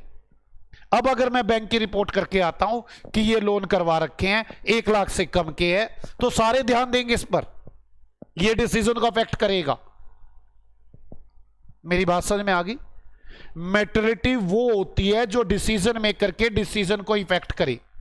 मतलब छोटी, हमें वैसी अकाउंटिंग पॉलिसी लगानी चाहिए जो इमैटेरियल बातों को इग्नोर करते हुए चले। मेरी बात समझ में आ गई? और मैंने आपको एग्जांपल दिया, मैटरिटी हमेशा वैसे तो अमाउंट पे डिपेंड करती है, हर कोई अमाउंट पे ही बोलता है, लेकिन ऐसा हमेशा नहीं होता। कभी कभी मैटरिटी अमाउंट पर नहीं, फैक्ट पर डिपेंड करती है। क्या मेरी बात आपको समझ में आ गई? ये तो मैंने वैसे एक्सेप्शन बताई है, वैसे तो हमेशा ही अमाउंट पे डिपेंड करती है। हम हमेशा कभी भी चले जाए, लाख रुपए से नीचे के लोन चेक ही नहीं करते। वो तो मुझे फैक्ट एकदम ऐसे नजर आ गई, मैंने चेक कर लिया और वो फैक्ट इंपॉर्टेंट बन गए, वो डिसीजन मेकर के डिसीजन को इफेक्ट करेंगे। क्या आपको मेरी बात समझ में आ रही है? पक्का? मैटरिटी का मतलब समझ में आया? वैसे तो कंपनीज एक्ट ने भी लिखा हुआ है अपने पास कि 1 लाख रुपया और 1% ऑफ सेल, जो भी दोनों में से ज्यादा हो, उतने रुपए से ज्यादा की अगर अमाउंट है तो मटेरियल है, उससे छोटी अमाउंट इमैटेरियल है। कंपनीज एक्ट ने भी बोला हुआ है ऐसा। मैं तो एएस की बातें बोल रहा हूं, एएस ने तो यही बोला हुआ है कि जी मटेरियलिटी है, हमें वो अकाउंटिंग पॉलिसी लगानी चाहिए जो मटेरियल बातों पर ध्यान दे, इमैटेरियल को इग्नोर करे। मटेरियल वो होती है जो डिसीजन मेकर के डिसीजन को इफेक्ट करती है। ये प्रैक्टिकल अप्रोच है, ये हम नहीं बता पाएंगे, ये रियल लाइफ में जाके सीखेंगे। लेकिन एक बात है कि मैटरिटी हमेशा अमाउंट पे ही डिपेंड नहीं करती, कभी कभी फैक्ट पर भी डिपेंड करती है।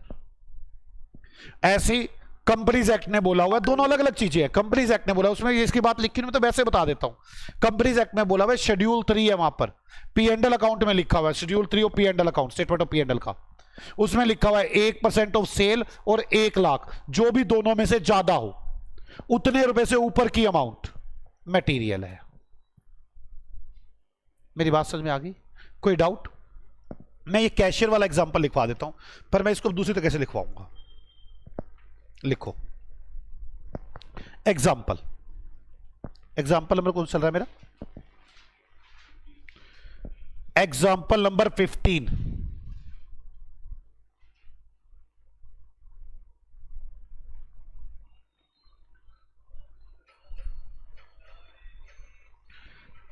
Example number 15।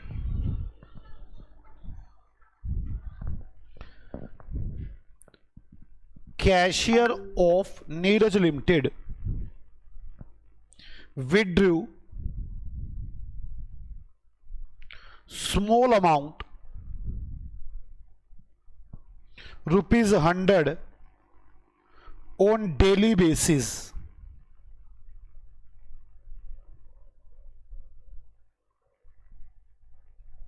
कैशियर 100 रुपए रोज निकाल लेता था। Eight the end of year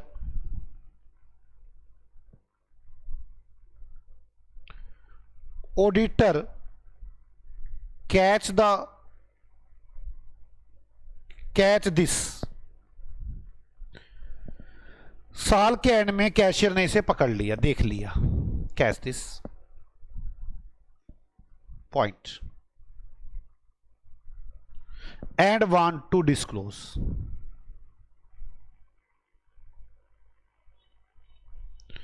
भाई 100 रुपए डेली है, तो आप समझे 100 रुपए डेली हो गया आपका 3,000 रुपये महीना होगा, साल का 36,000 रुपये, तो साल का 36,000 रुपये चोरी होगी कि इसे सीए ने पकड़ लिया।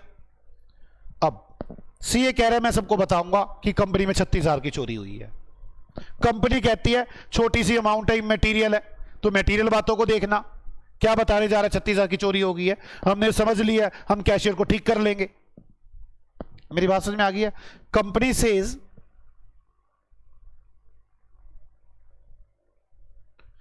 वी कंसीडर इट, हम इसे देख लेंगे, but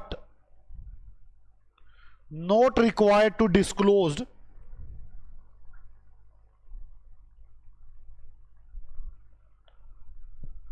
because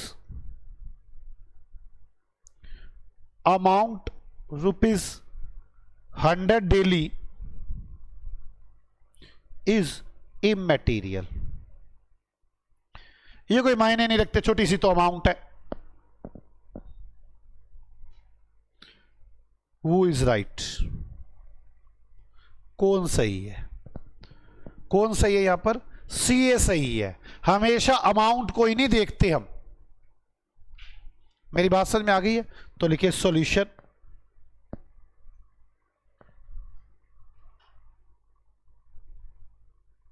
CA is right because materiality always not depend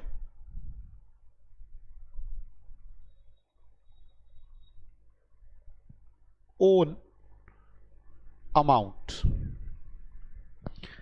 मैटरिटी हमेशा अमाउंट पर ही डिपेंड नहीं करती। आप तो इसे अमाउंट पे डिपेंड करके बैठ गए।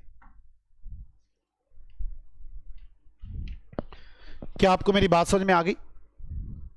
बोलो।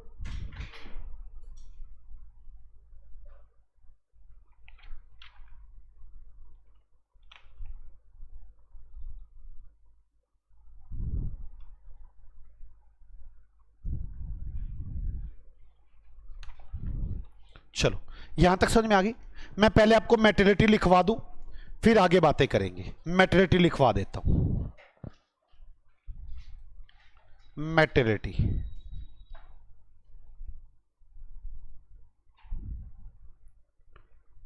Financial statement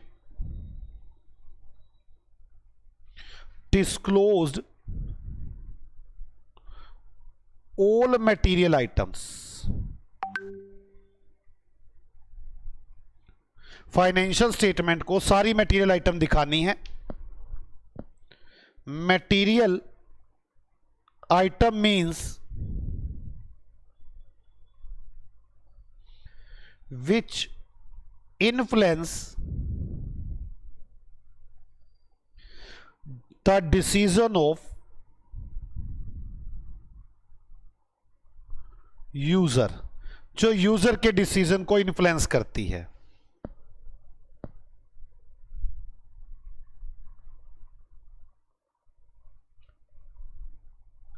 Materiality is not always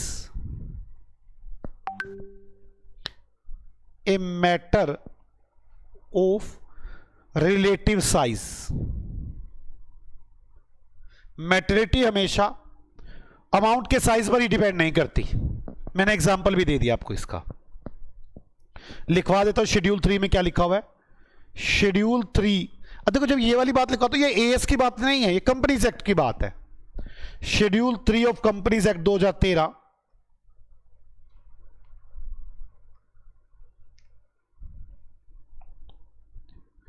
give some quantitative limits for materiality।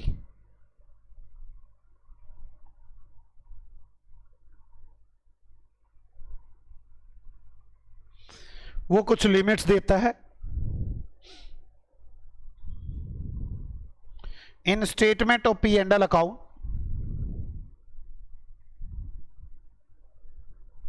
₹1,00,000 और 1% of revenue,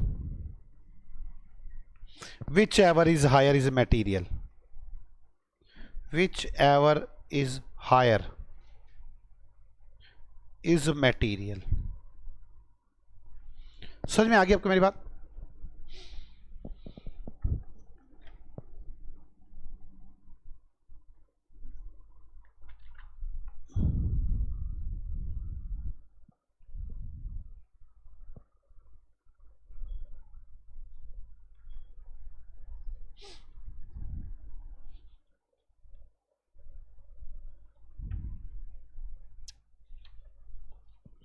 अब आपको यह समझ में आ गया आपको कौन सी पॉलिसी चूज करनी है, कौन सी पॉलिसी चूज करनी है? जल्दी बताना, सारी बातें होगी पॉलिसी चूज करने की। आपको पहले ट्रू एंड फेयर व्यू देखना है, फिर आपको क्या क्या देखना है? Prudence, materiality, substance over form. सारे एग्जांपल ध्यान है यार, पर पढ़ने पड़ेंगे एग्जांपल। आप मेरी बात समझो, घर जाके पढ़ने पड़ेंगे, शॉर्ट समरी बनानी पड़ेगी। एग्जांपल कौन कौन से दिए मैंने, सारों की शॉर्ट समरी बनाई। अब मेरी बात को समझे, आपने एक बार अकाउंटिंग पॉलिसी चूज कर ली, चलो कर ली चूज। अगर मैं अभी तक की बात करूं तो मैंने क्या क्या बातें पढ़ा दी। मैंने आपको अकाउंटिंग पॉलिसी का मीनिंग बता दिया, अकाउंटिंग पॉलिसी के बाद इसके एग्जांपल बताए कौन कौन से थे अकाउंटिंग पॉलिसी के। वो स्टॉक की वैल्यूएशन करना, इन्वेंट्री की वैल्यूएशन करना, गुडविल की वैल्यूएशन करना, फिक्स एसेट्स की वैल्यूएशन करना। मैंने कहा जी एक प्लेस पर शो करो, मैंने कहा जी सिग्निफिकेंट शो करनी है, डिफरेंट पॉलिसीज हो सकती हैं। अच्छा, आपको फंडामेंटल अकाउंटिंग पॉलिसी हो सकती है 3, गोइंग कंसर्न, एक्रूअल और कंसिस्टेंसी। अगर आप ये फॉलो कर रहे हो तो कोई डिस्क्लोजर नहीं, और अगर नहीं फॉलो कर रहे तो डिस्क्लोजर देंगे। यहां तक बातें हो गई।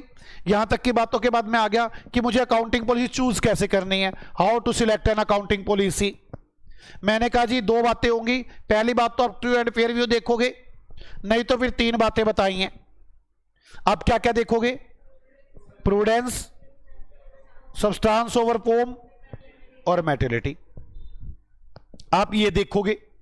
अब मान लो मैंने एक पॉलिसी चूज कर ली, कंसिस्टेंसी तो बोलती अब तो चेंज कर ही नहीं सकते। आप पहले पढ़ चुके ना कंसिस्टेंसी। अगर मैंने चेंज की तो इसका मतलब मैंने फंडामेंटल तोड़ दिया, और अगर मैंने फंडामेंटल तोड़ा तो मुझे डिस्क्लोजर देने पड़ेंगे, हाँ या ना? अब मैंने एक पॉलिसी चूज कर ली, क्या मैं उसे चेंज कर सकता हूं? और अगर चेंज करूंगा तो इसका मतलब मैंने फंडामेंटल तोड़ दिया। अगर तोड़ दिया तो मुझे क्या क्या बातें बतानी पड़ेंगी, क्योंकि आपने तो कहा डिस्क्लोजर देने पड़ेंगे। मेरी बात समझ में आई? तो वैसे तो हम चेंज कर ही नहीं सकते, सिंपल सी बात है। अगर कभी चेंज करना पड़ जाए तो 3 ही कंडीशन है जब मैं चेंज कर सकता हूं। ऐसा AS5 में लिखा हुआ है कि 3 चीजें हैं, अगर वो तीनों में से एक भी पूरी कर दी तो आप चेंज कर सकते हैं। किसी कानून में चेंज आ जाए, आप अब तक आज तक आप सम ऑफ द डिजिट मेथड होता है एक डेप्रिसिएशन का, डेप्रिसिएशन का तरीका है, बस ये समझो। आज तक आप ये लगाते आ रहे थे, अचानक लो चेंज हो गया, कहते ये नहीं लगाना, फिर चेंज कर सकते। अचानक AS आ गया, अकाउंटिंग स्टैंडर्ड में चेंज आ गया, कहते जी चेंज नहीं करना, मतलब जो आप लगा रहे थे तब तक वो गलत है, अब नए सिरे से शुरू करो, तो मैं चेंज कर सकता हूं। या फिर मुझे ऐसा लगता है मैं नई पॉलिसी लगाऊंगा तो मेरे फाइनेंशियल स्टेटमेंट की और बेटर प्रेजेंटेशन होगी। 3 शर्तें हैं जब आप अकाउंटिंग पॉलिसी चेंज करते हो, लेकिन चेंज करने पर कुछ डिस्क्लोजर देने पड़ेंगे, वो मैं अभी बात करता हूं डिस्क्लोजर्स की। कौन सी 3 शर्तें जब आप चेंज कर सकते हो? Can we change the accounting policy? वैसे तो नो, बट कर सकते हैं अगर 3 में से कोई भी एक शर्त हो। क्या शर्त हो? लो में चेंज आ जाए, AS कह दे चेंज कर लो, या फिर मुझे लगता हो मेरी फाइनेंशियल स्टेटमेंट की बेटर प्रेजेंटेशन हो जाएगी नई पॉलिसी लगाने से। क्या आपको मेरी बात समझ में आ गई? मैं करवा रहा हूं change in accounting policy. Yes, we can change the accounting policy if any of the 1 conditions are satisfied. कोई लो बोल दे, कोई AS बोल दे, या फिर better presentation of financial statement हो जाए। तो डिस्क्लोजर क्या देने पड़ेंगे? तो डिस्क्लोजर क्या देने पड़ेंगे वो डिस्क्लोजर पे समझो। फिर लोगों ने इससे पंगे भी लिए। क्या क्या डिस्क्लोजर आपको समझ में आ गया ना? डिस्क्लोजर क्यों देने पड़ेंगे? क्योंकि मैंने चेंज कर दिया, फंडामेंटल तोड़ दिया, और अगर फंडामेंटल तोड़ दिया तो डिस्क्लोजर तो देने ही पड़ेंगे। तो डिस्क्लोजर, अगर अकाउंटिंग पॉलिसी चेंज करने से आपके करंट ईयर पर मटेरियल इफेक्ट आते हैं, करंट ईयर पर मटेरियल इफेक्ट आते हैं, बहुत ज्यादा फर्क आते हैं, आपके करंट ईयर के अंदर मटेरियल इफेक्ट आते हैं, तो आपको अगर अमाउंट पता है कितने रुपए का फर्क आ रहा है तो वो अमाउंट बतानी पड़ेगी। और अगर आपको अमाउंट नहीं पता चल रही प्रॉफिट पर कितने रुपए का फर्क आ रहा है तो उसके फैक्ट डिस्क्लोज करने पड़ेंगे। बताना पड़ेगा कि मैंने ये चेंज किया है, मैंने स्ट्रेट लाइन से WDV में चला गया, फैक्ट डिस्क्लोज हो गए। और अगर आप अमाउंट बता पा रहे हो तो उसकी अमाउंट भी बतानी पड़ेगी। मेरे साथ बोलो, बोलो हमने अकाउंटिंग पॉलिसी वैसे तो चेंज नहीं कर सकते क्योंकि कंसिस्टेंसी होती है, लेकिन 3 शर्तें हैं, अगर तीनों में से एक भी हो जाए तो हम अकाउंटिंग पॉलिसी चेंज कर सकते हैं। नंबर 1 AS बोल दे, नंबर 2 लो बोल दे, नंबर 3 हमें लगता है हमारी फाइनेंशियल स्टेटमेंट की बेटर प्रेजेंटेशन हो जाएगी अगर हम अकाउंटिंग पॉलिसी चेंज कर लें, लेकिन हमें कुछ डिस्क्लोजर देने होंगे। जो मैं अकाउंटिंग पॉलिसी चेंज कर रहा हूं उससे अगर करंट ईयर पर फर्क पड़ता है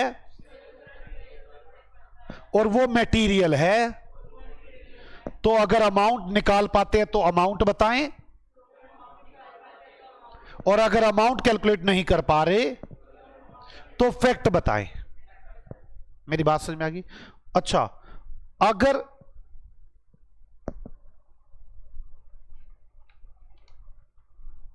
नॉन मटेरियल इफेक्ट पड़ता है, मतलब इमटेरियल इफेक्ट पड़ता है, या फिर फ्यूचर में इसका इफेक्ट आएगा, तो आपको करंट ईयर के अंदर ही उसके फैक्ट डिस्क्लोज करने होंगे। अमाउंट नहीं, फैक्ट डिस्क्लोज करने होंगे। इस पर एक आदमी ने बड़ी तगड़ी चोरी की, मैं भी आपको समझाऊंगा। पहले आप मेरी एक बात ये समझ लें, डिस्क्लोजर करना क्या है। करंट ईयर में अगर मटेरियल इफेक्ट पड़ते हैं तो अगर अमाउंट निकाल पाते हो तो अमाउंट बताओ, नहीं तो फैक्ट तो बताना ही है। अगर उस पॉलिसी के चेंज करने से इमटेरियल इफेक्ट पड़ता है करंट ईयर में, या फिर उसका इफेक्ट फ्यूचर में पड़ता है, फ्यूचर में चाहे मटेरियल पड़े चाहे मटेरियल पड़े, फ्यूचर में इफेक्ट पड़ता है। तो करंट पीरियड में ही फैक्ट बताने होंगे, अमाउंट नहीं बतानी, फैक्ट बताने हैं कि मैंने चेंज कर दिया है। क्लियर? चलो यहां तक बात समझ में आ गई। मैं इसका पंगा समझाऊं। पहली बात तो क्या अकाउंटेबल चेंज कर सकते हैं? नहीं कर सकते। कब कर सकते हैं? 3 शर्तें। कौन कौन सी? एएस बोल दे, लो बोल दे, या फिर फाइनेंशियल इंस्टीट्यूशन की बेटर प्रेजेंटेशन करनी हो। क्लियर? उसके बाद अगर आप चेंज करोगे तो आपको कुछ डिस्क्लोजर देने पड़ेंगे। डिस्क्लोजर क्या? अगर उस चेंज का करंट ईयर पर मटेरियल इफेक्ट पड़ता है, अमाउंट निकाल पाते तो अमाउंट, नहीं निकाल पाते तो फैक्ट। और अगर उसका करंट ईयर पर इमटेरियल इफेक्ट पड़ता है और फ्यूचर पर मटेरियल चाहे मेटल कैसा भी हो, करंट ईयर के अंदर डिस्क्लोजर देने होंगे। क्लियर? पक्का? मैं आपको इसमें 2-3 क्वेश्चन कराना, 2-3 बातें बताना चाहूंगा। पहली बात तो मैं सिंपल से बताऊं। एक आदमी ने गलत मेथड लगा दिया। पहले फीफो मेथड लगाता वो आ रहा था, उस आदमी ने बेस स्टॉक मेथड लगाया। ऐसा कोई मेथड है ही नहीं, अपने आप ही एक मेथड बनाया। वैसे आपको आता नहीं है। फीफो मेथड लगाता था पहले स्टॉक के लिए, अच्छा मेथड था। अब बेस स्टॉक मेथड लगाने लग गया। सीए ने कहा यह गलत है, कंपनी कहती चुप हो जा, आपका एएस कहता है आप मेथड चेंज कर सकते हो अगर better presentation of financial statement हो, और हमें लगता है हम बेस स्टॉक मेथड लगाएंगे तो बेटर प्रेजेंटेशन हो जाएगी। दूसरा तुम्हारा एएस कहता है अगर चेंज करोगे तो डिस्क्लोजर देने पड़ेंगे, मैं डिस्क्लोजर देता हूं। करंट ईयर में इसका मटेरियल इफेक्ट पड़ेगा, मैं बोल रहा हूं करंट ईयर में मटेरियल इफेक्ट है, और 10,000 रुपए के प्रॉफिट्स बेकार हो जाएंगे मेरे, मैं बता रहा हूं। कहता मैंने सारी बातें पूरी कर दी। सीए कहता है ये गलत है, मैं अपनी ऑडिट रिपोर्ट में बताऊंगा। ये कहते हैं तुम तो ऑडिट रिपोर्ट में तब बताओ जब हमने एस फॉलो ना किया हो, हमने एस पूरा फॉलो किया, तुम क्यों बता रहे हो? तो मैंने कल भी बताया था, आप गलत काम कर दो और हां भर दो कि मैंने गलत कर दिया तो माफी नहीं है।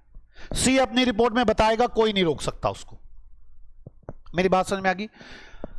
गलत पॉलिसी लगा देना, गलत ट्रीटमेंट कर देना और उसका डिस्क्लोजर कर देना कोई रेमेडी नहीं है। आपको रिपोर्ट तो देंगे। एक बात तो इतनी मजेदार हुई वो समझो। एक आदमी ने अकाउंटिंग पॉलिसी चेंज की,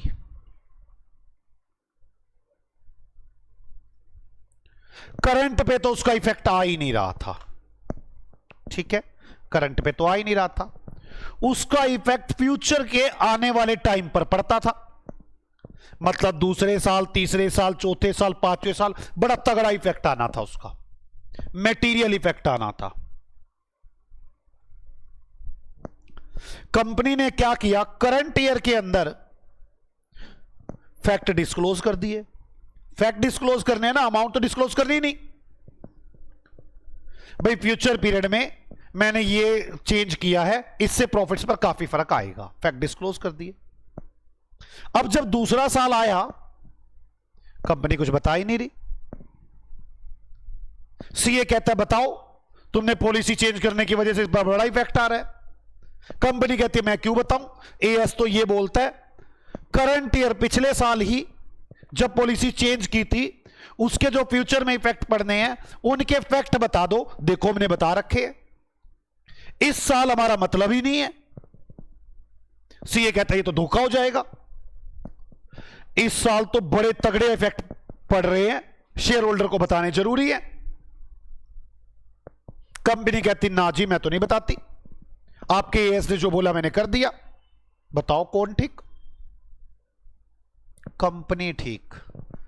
ऐसा कहीं लिखा ही नहीं कि प्रॉफिट पे मोटे इफेक्ट पड़ रहे हैं। कंपनी ने चाल खेल ली, करंट ईयर में इफेक्ट दिखाए, आगे बता ही नहीं रही क्या चेंज है, और प्रॉफिट का नुकसान दे। Company is right, company right है। मेरी बात समझ में आ गई? पक्का? अब तो आपको ये याद हो गया होगा। देखो मैं आपको ये एग्जांपल्स, ये सारी बातें बताता क्यों, आपको डिस्क्लोजर याद हो जाए। अब आपको डिस्क्लोजर बड़े अच्छे से याद हो गया कि जी फ्यूचर पर इफेक्ट पड़े, चाहे मटेरियल पड़े चाहे इमैटेरियल पड़े, करंट ईयर में इफेक्ट बताने हैं। फ्यूचर में कुछ भी होता रहे फिर नहीं बताने। मेरी बात समझ में आ गई? एग्जाम्पल करें इसके ऊपर, फिर ये बात लिखवा दूंगा। आ जाओ एग्जाम्पल करते हैं।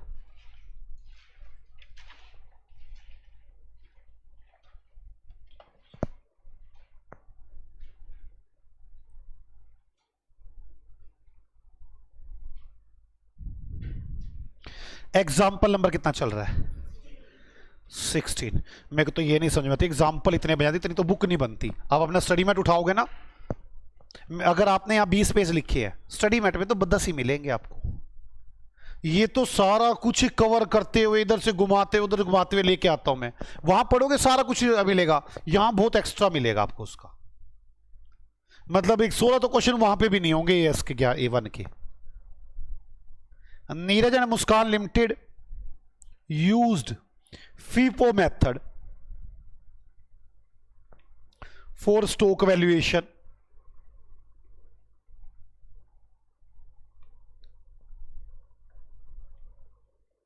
from last 5 years.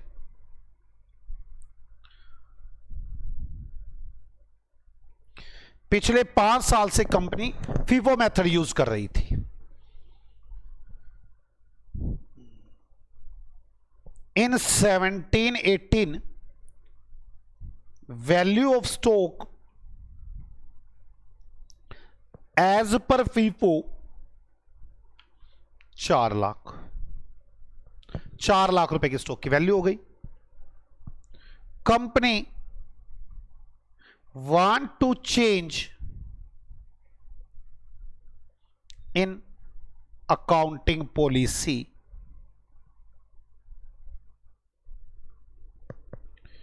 used weighted average method, value of stock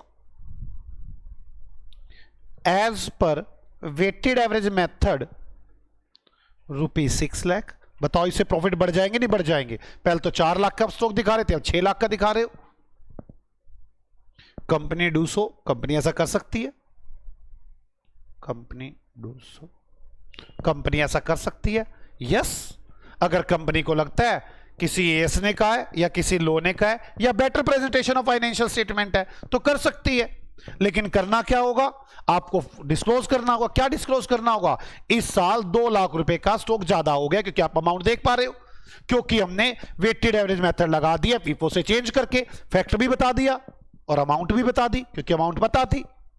amount ना पता होती तो खाली फैक्ट बता देता। हम FIFO से वेटेड एवरेज मेथड लगा रहे हैं, इससे हमारे प्रॉफिट्स बढ़े हैं। कितने बड़े अमाउंट पता नहीं। मेरी बात समझ में आ गई? तो लिखे solution as per AS1 consistency we can't change policy. As per AS5 we can change the accounting policy.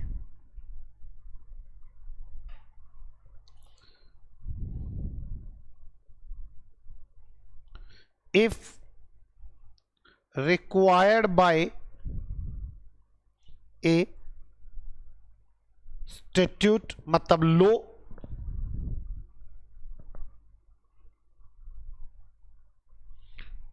Required by an accounting standard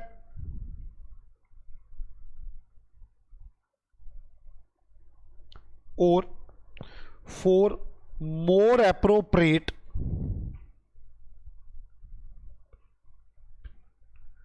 presentation of financial statement.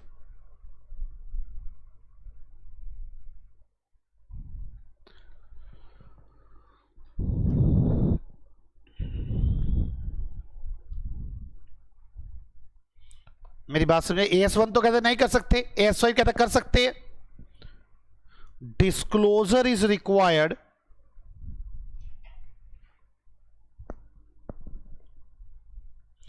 Company change policy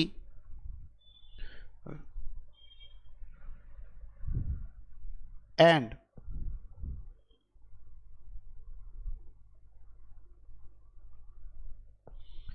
increase profit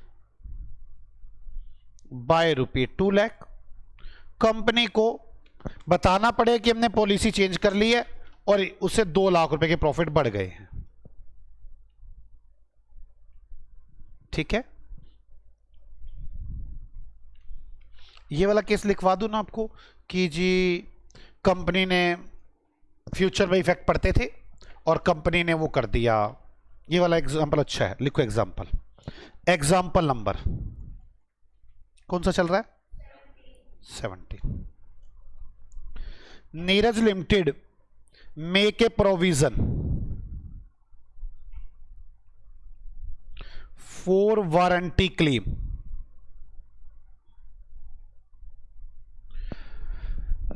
क्या हुआ कि Neeraj limited को ऐसा लगा कि मैंने लोगों को गारंटियां दे रखी हैं कि मैं आपका सामान ठीक करके दूंगा, तो उसके लिए मैंने प्रोविजन बना लिया कि जी ठीक है, फ्यूचर में लोग आएंगे, मैं उनको सामान ठीक करके दूंगा, इसके लिए मैंने प्रोविजन बना लिया है। Based on estimated cost of material and labour, मैंने देख लिया कि मैं जब वो सामान ठीक करके दूंगा तो मेरा इतना मटेरियल लग जाएगा, इतनी लेबर लग जाएगी। मैंने वो टोटल मारा, मान लो मुझे लगा 10 लाख रुपए है, तो मैंने फ्यूचर में देन करनी पड़ेगी रिपेयर, तो मैंने 10 लाख रुपए का प्रोविजन बना दिया।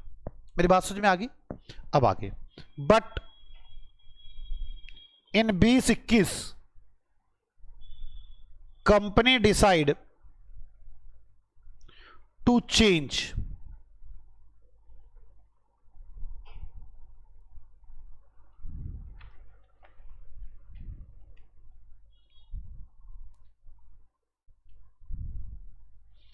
estimation base, take material, labor and overhead। हुआ ये 2021 में, वैसे तो मैं मटेरियल और लेबर को देखकर ही पैसे जोड़ता था। 2021 में मुझे लगा मटेरियल, लेबर और कुछ खर्चे होते हैं, ओवरहेड अभी आप ये समझ लो खर्चे होते हैं, कुछ खर्चे जोड़ लिए मैंने कहा इस हिसाब से प्रोविजन बनना चाहिए। Due to that change in current year,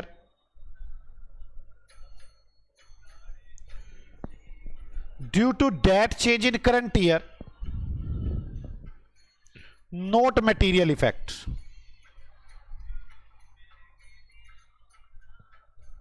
इस चेंज की वजह से करंट में तो कोई ज्यादा इफेक्ट नहीं पड़ेंगे, बट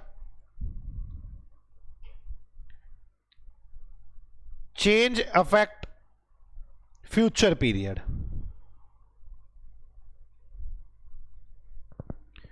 इस चेंज से फ्यूचर के पीरियड में बहुत इफेक्ट पड़ेंगे।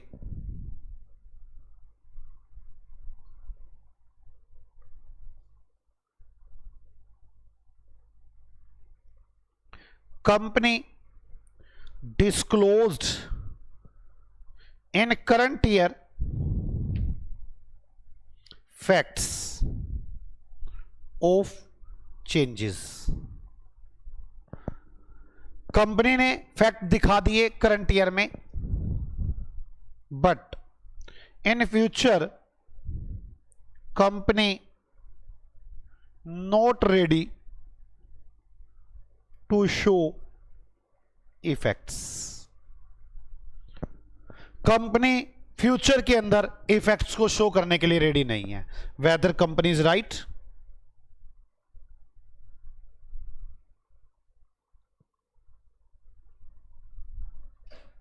क्या कंपनी ठीक है? बोलो। यस, कंपनी बिल्कुल ठीक है। Solution, yes.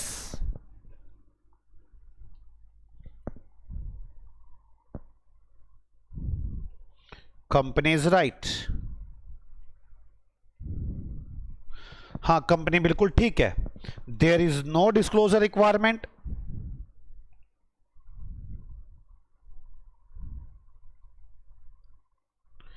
इन फ्यूचर पीरियड।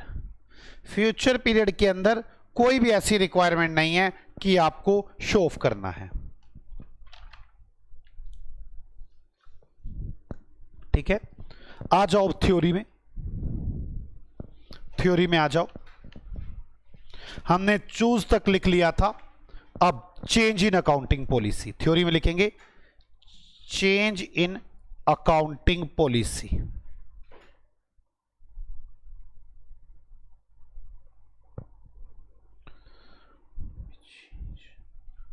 अकाउंटिंग पॉलिसी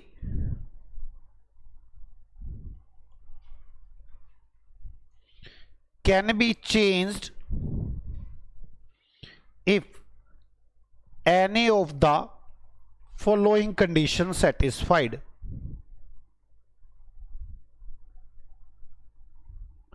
ये बात मैं आपको AS5 में भी लिखवाऊंगा।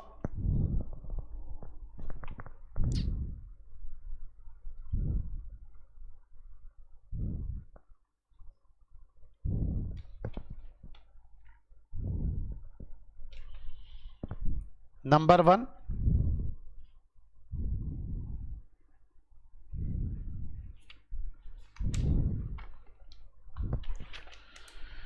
it is required by any statute, required by any, second, required by any, required by NAS,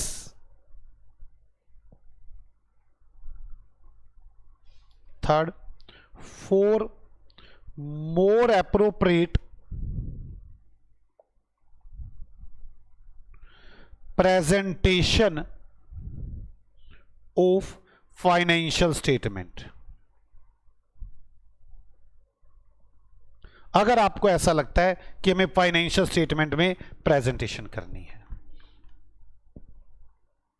flowing disclosures are required, following disclosures are required,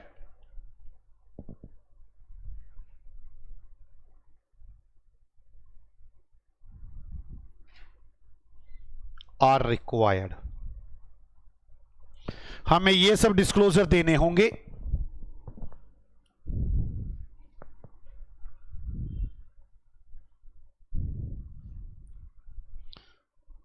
material effect in current period, अगर current period में material effect पड़ता है,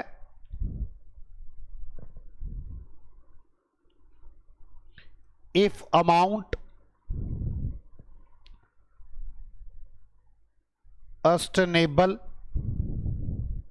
अगर आप amount निकाल पा रहे हैं, amount to be disclosed,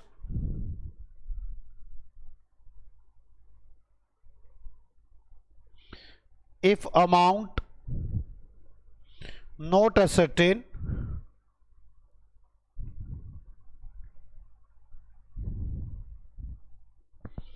fact should be disclosed।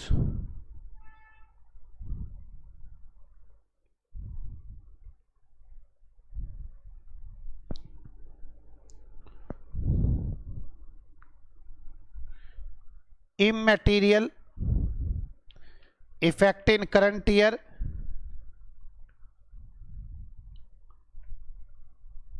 or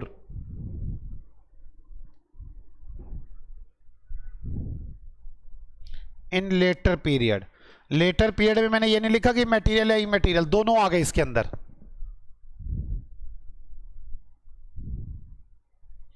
letter period यहां पे लिख दो, इन लेटर पीरियड मटेरियल और इमटेरियल। लेटर पीरियड में कैसे भी इफेक्ट हो, लिखिए facts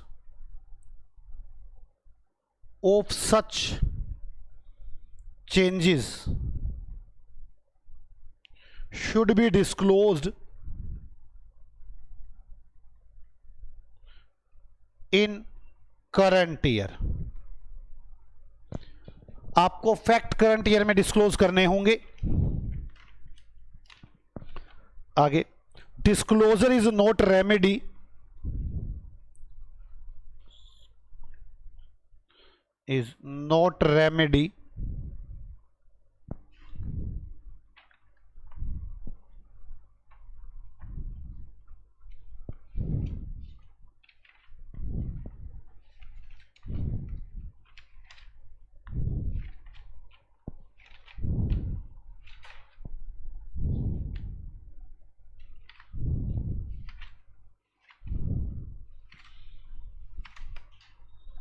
for violation. Disclosure is not a remedy for violation of law.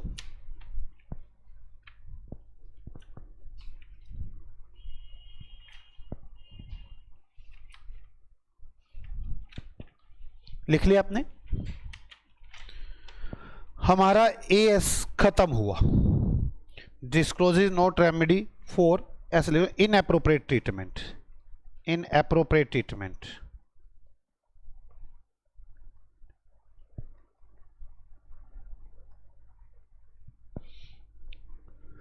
Inappropriate treatment की कोई रेमेडी नहीं है डिस्क्लोजर. अब हम लोग इसे शॉर्टकट में इस एएस को एक बार लिख लेते हैं. एक छोटी समरी बना लेते हैं इसकी. इसके बाद हमारा एएस खत्म हुआ. एएस 1 में और कुछ नहीं बचा. कोई दिक्कत है एएस 1 में? याद हो गया पूरा? आ जाओ इसकी समरी बनाने की कोशिश करते हैं. अब समरी में आप मेरी हेल्प करोगे. आपको आता तो है ही सारा. जल्दी बोलो पहले accounting principle. Accounting policies. Accounting policy क्या मतलब था? Specific accounting principles, method of applying principle,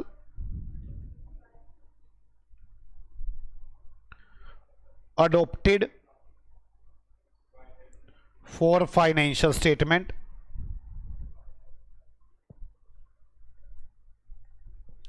ये तो गया अकाउंटिंग पॉलिसी का मीनिंग. अकाउंटिंग पॉलिसी का मीनिंग. अब इसमें आई थी बातें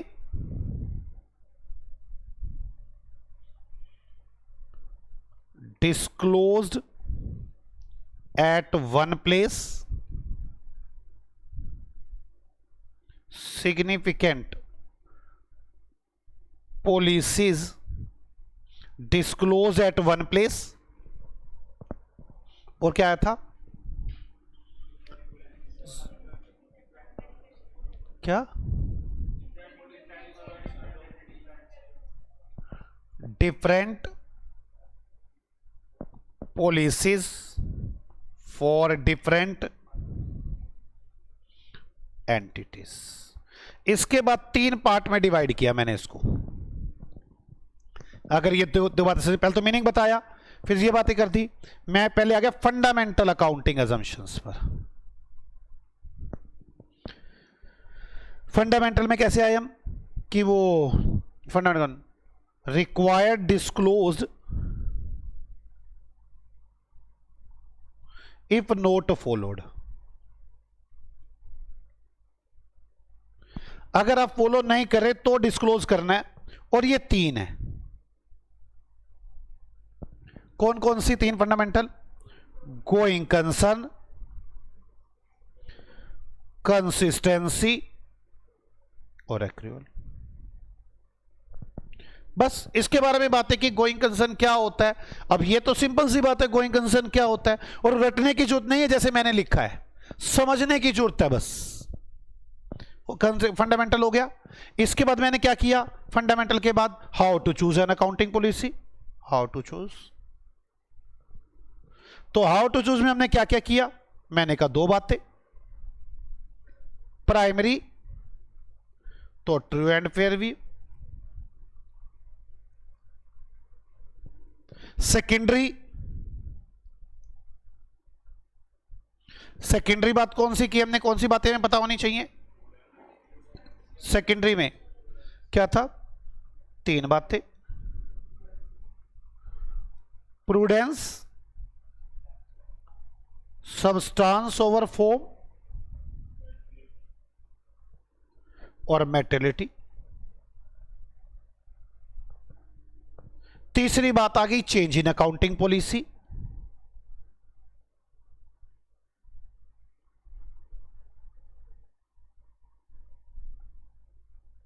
मैंने कहा 3 केस है जब हो सकती हैं, कोई भी स्टेट्यूट कह दे, कोई भी एएस कह दे, या आपको लगे कि बेटर प्रेजेंटेशन हो जाएगी, लेकिन आपको डिस्क्लोजर देने होंगे।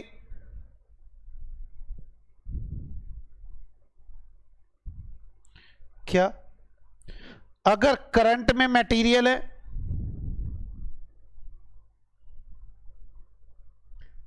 अमाउंट पता है तो अमाउंट, नहीं तो फैक्ट, ठीक है। और अगर फ्यूचर में इफेक्ट पड़ रहे हैं या इमैटेरियल इफेक्ट है,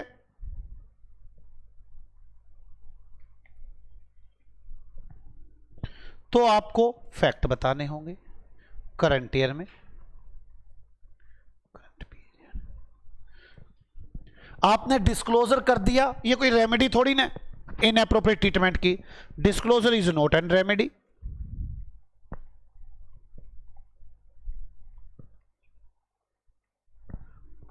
खत्म हुआ यस, यही बातें थी बस इस एस में। लेकिन आप समझे मैं समझने में कितना टाइम लग गया ये वाला, समझ में आ गया आपको? किसी को डाउट है? ओके, मिलते हैं अगली क्लास में नए एस के साथ।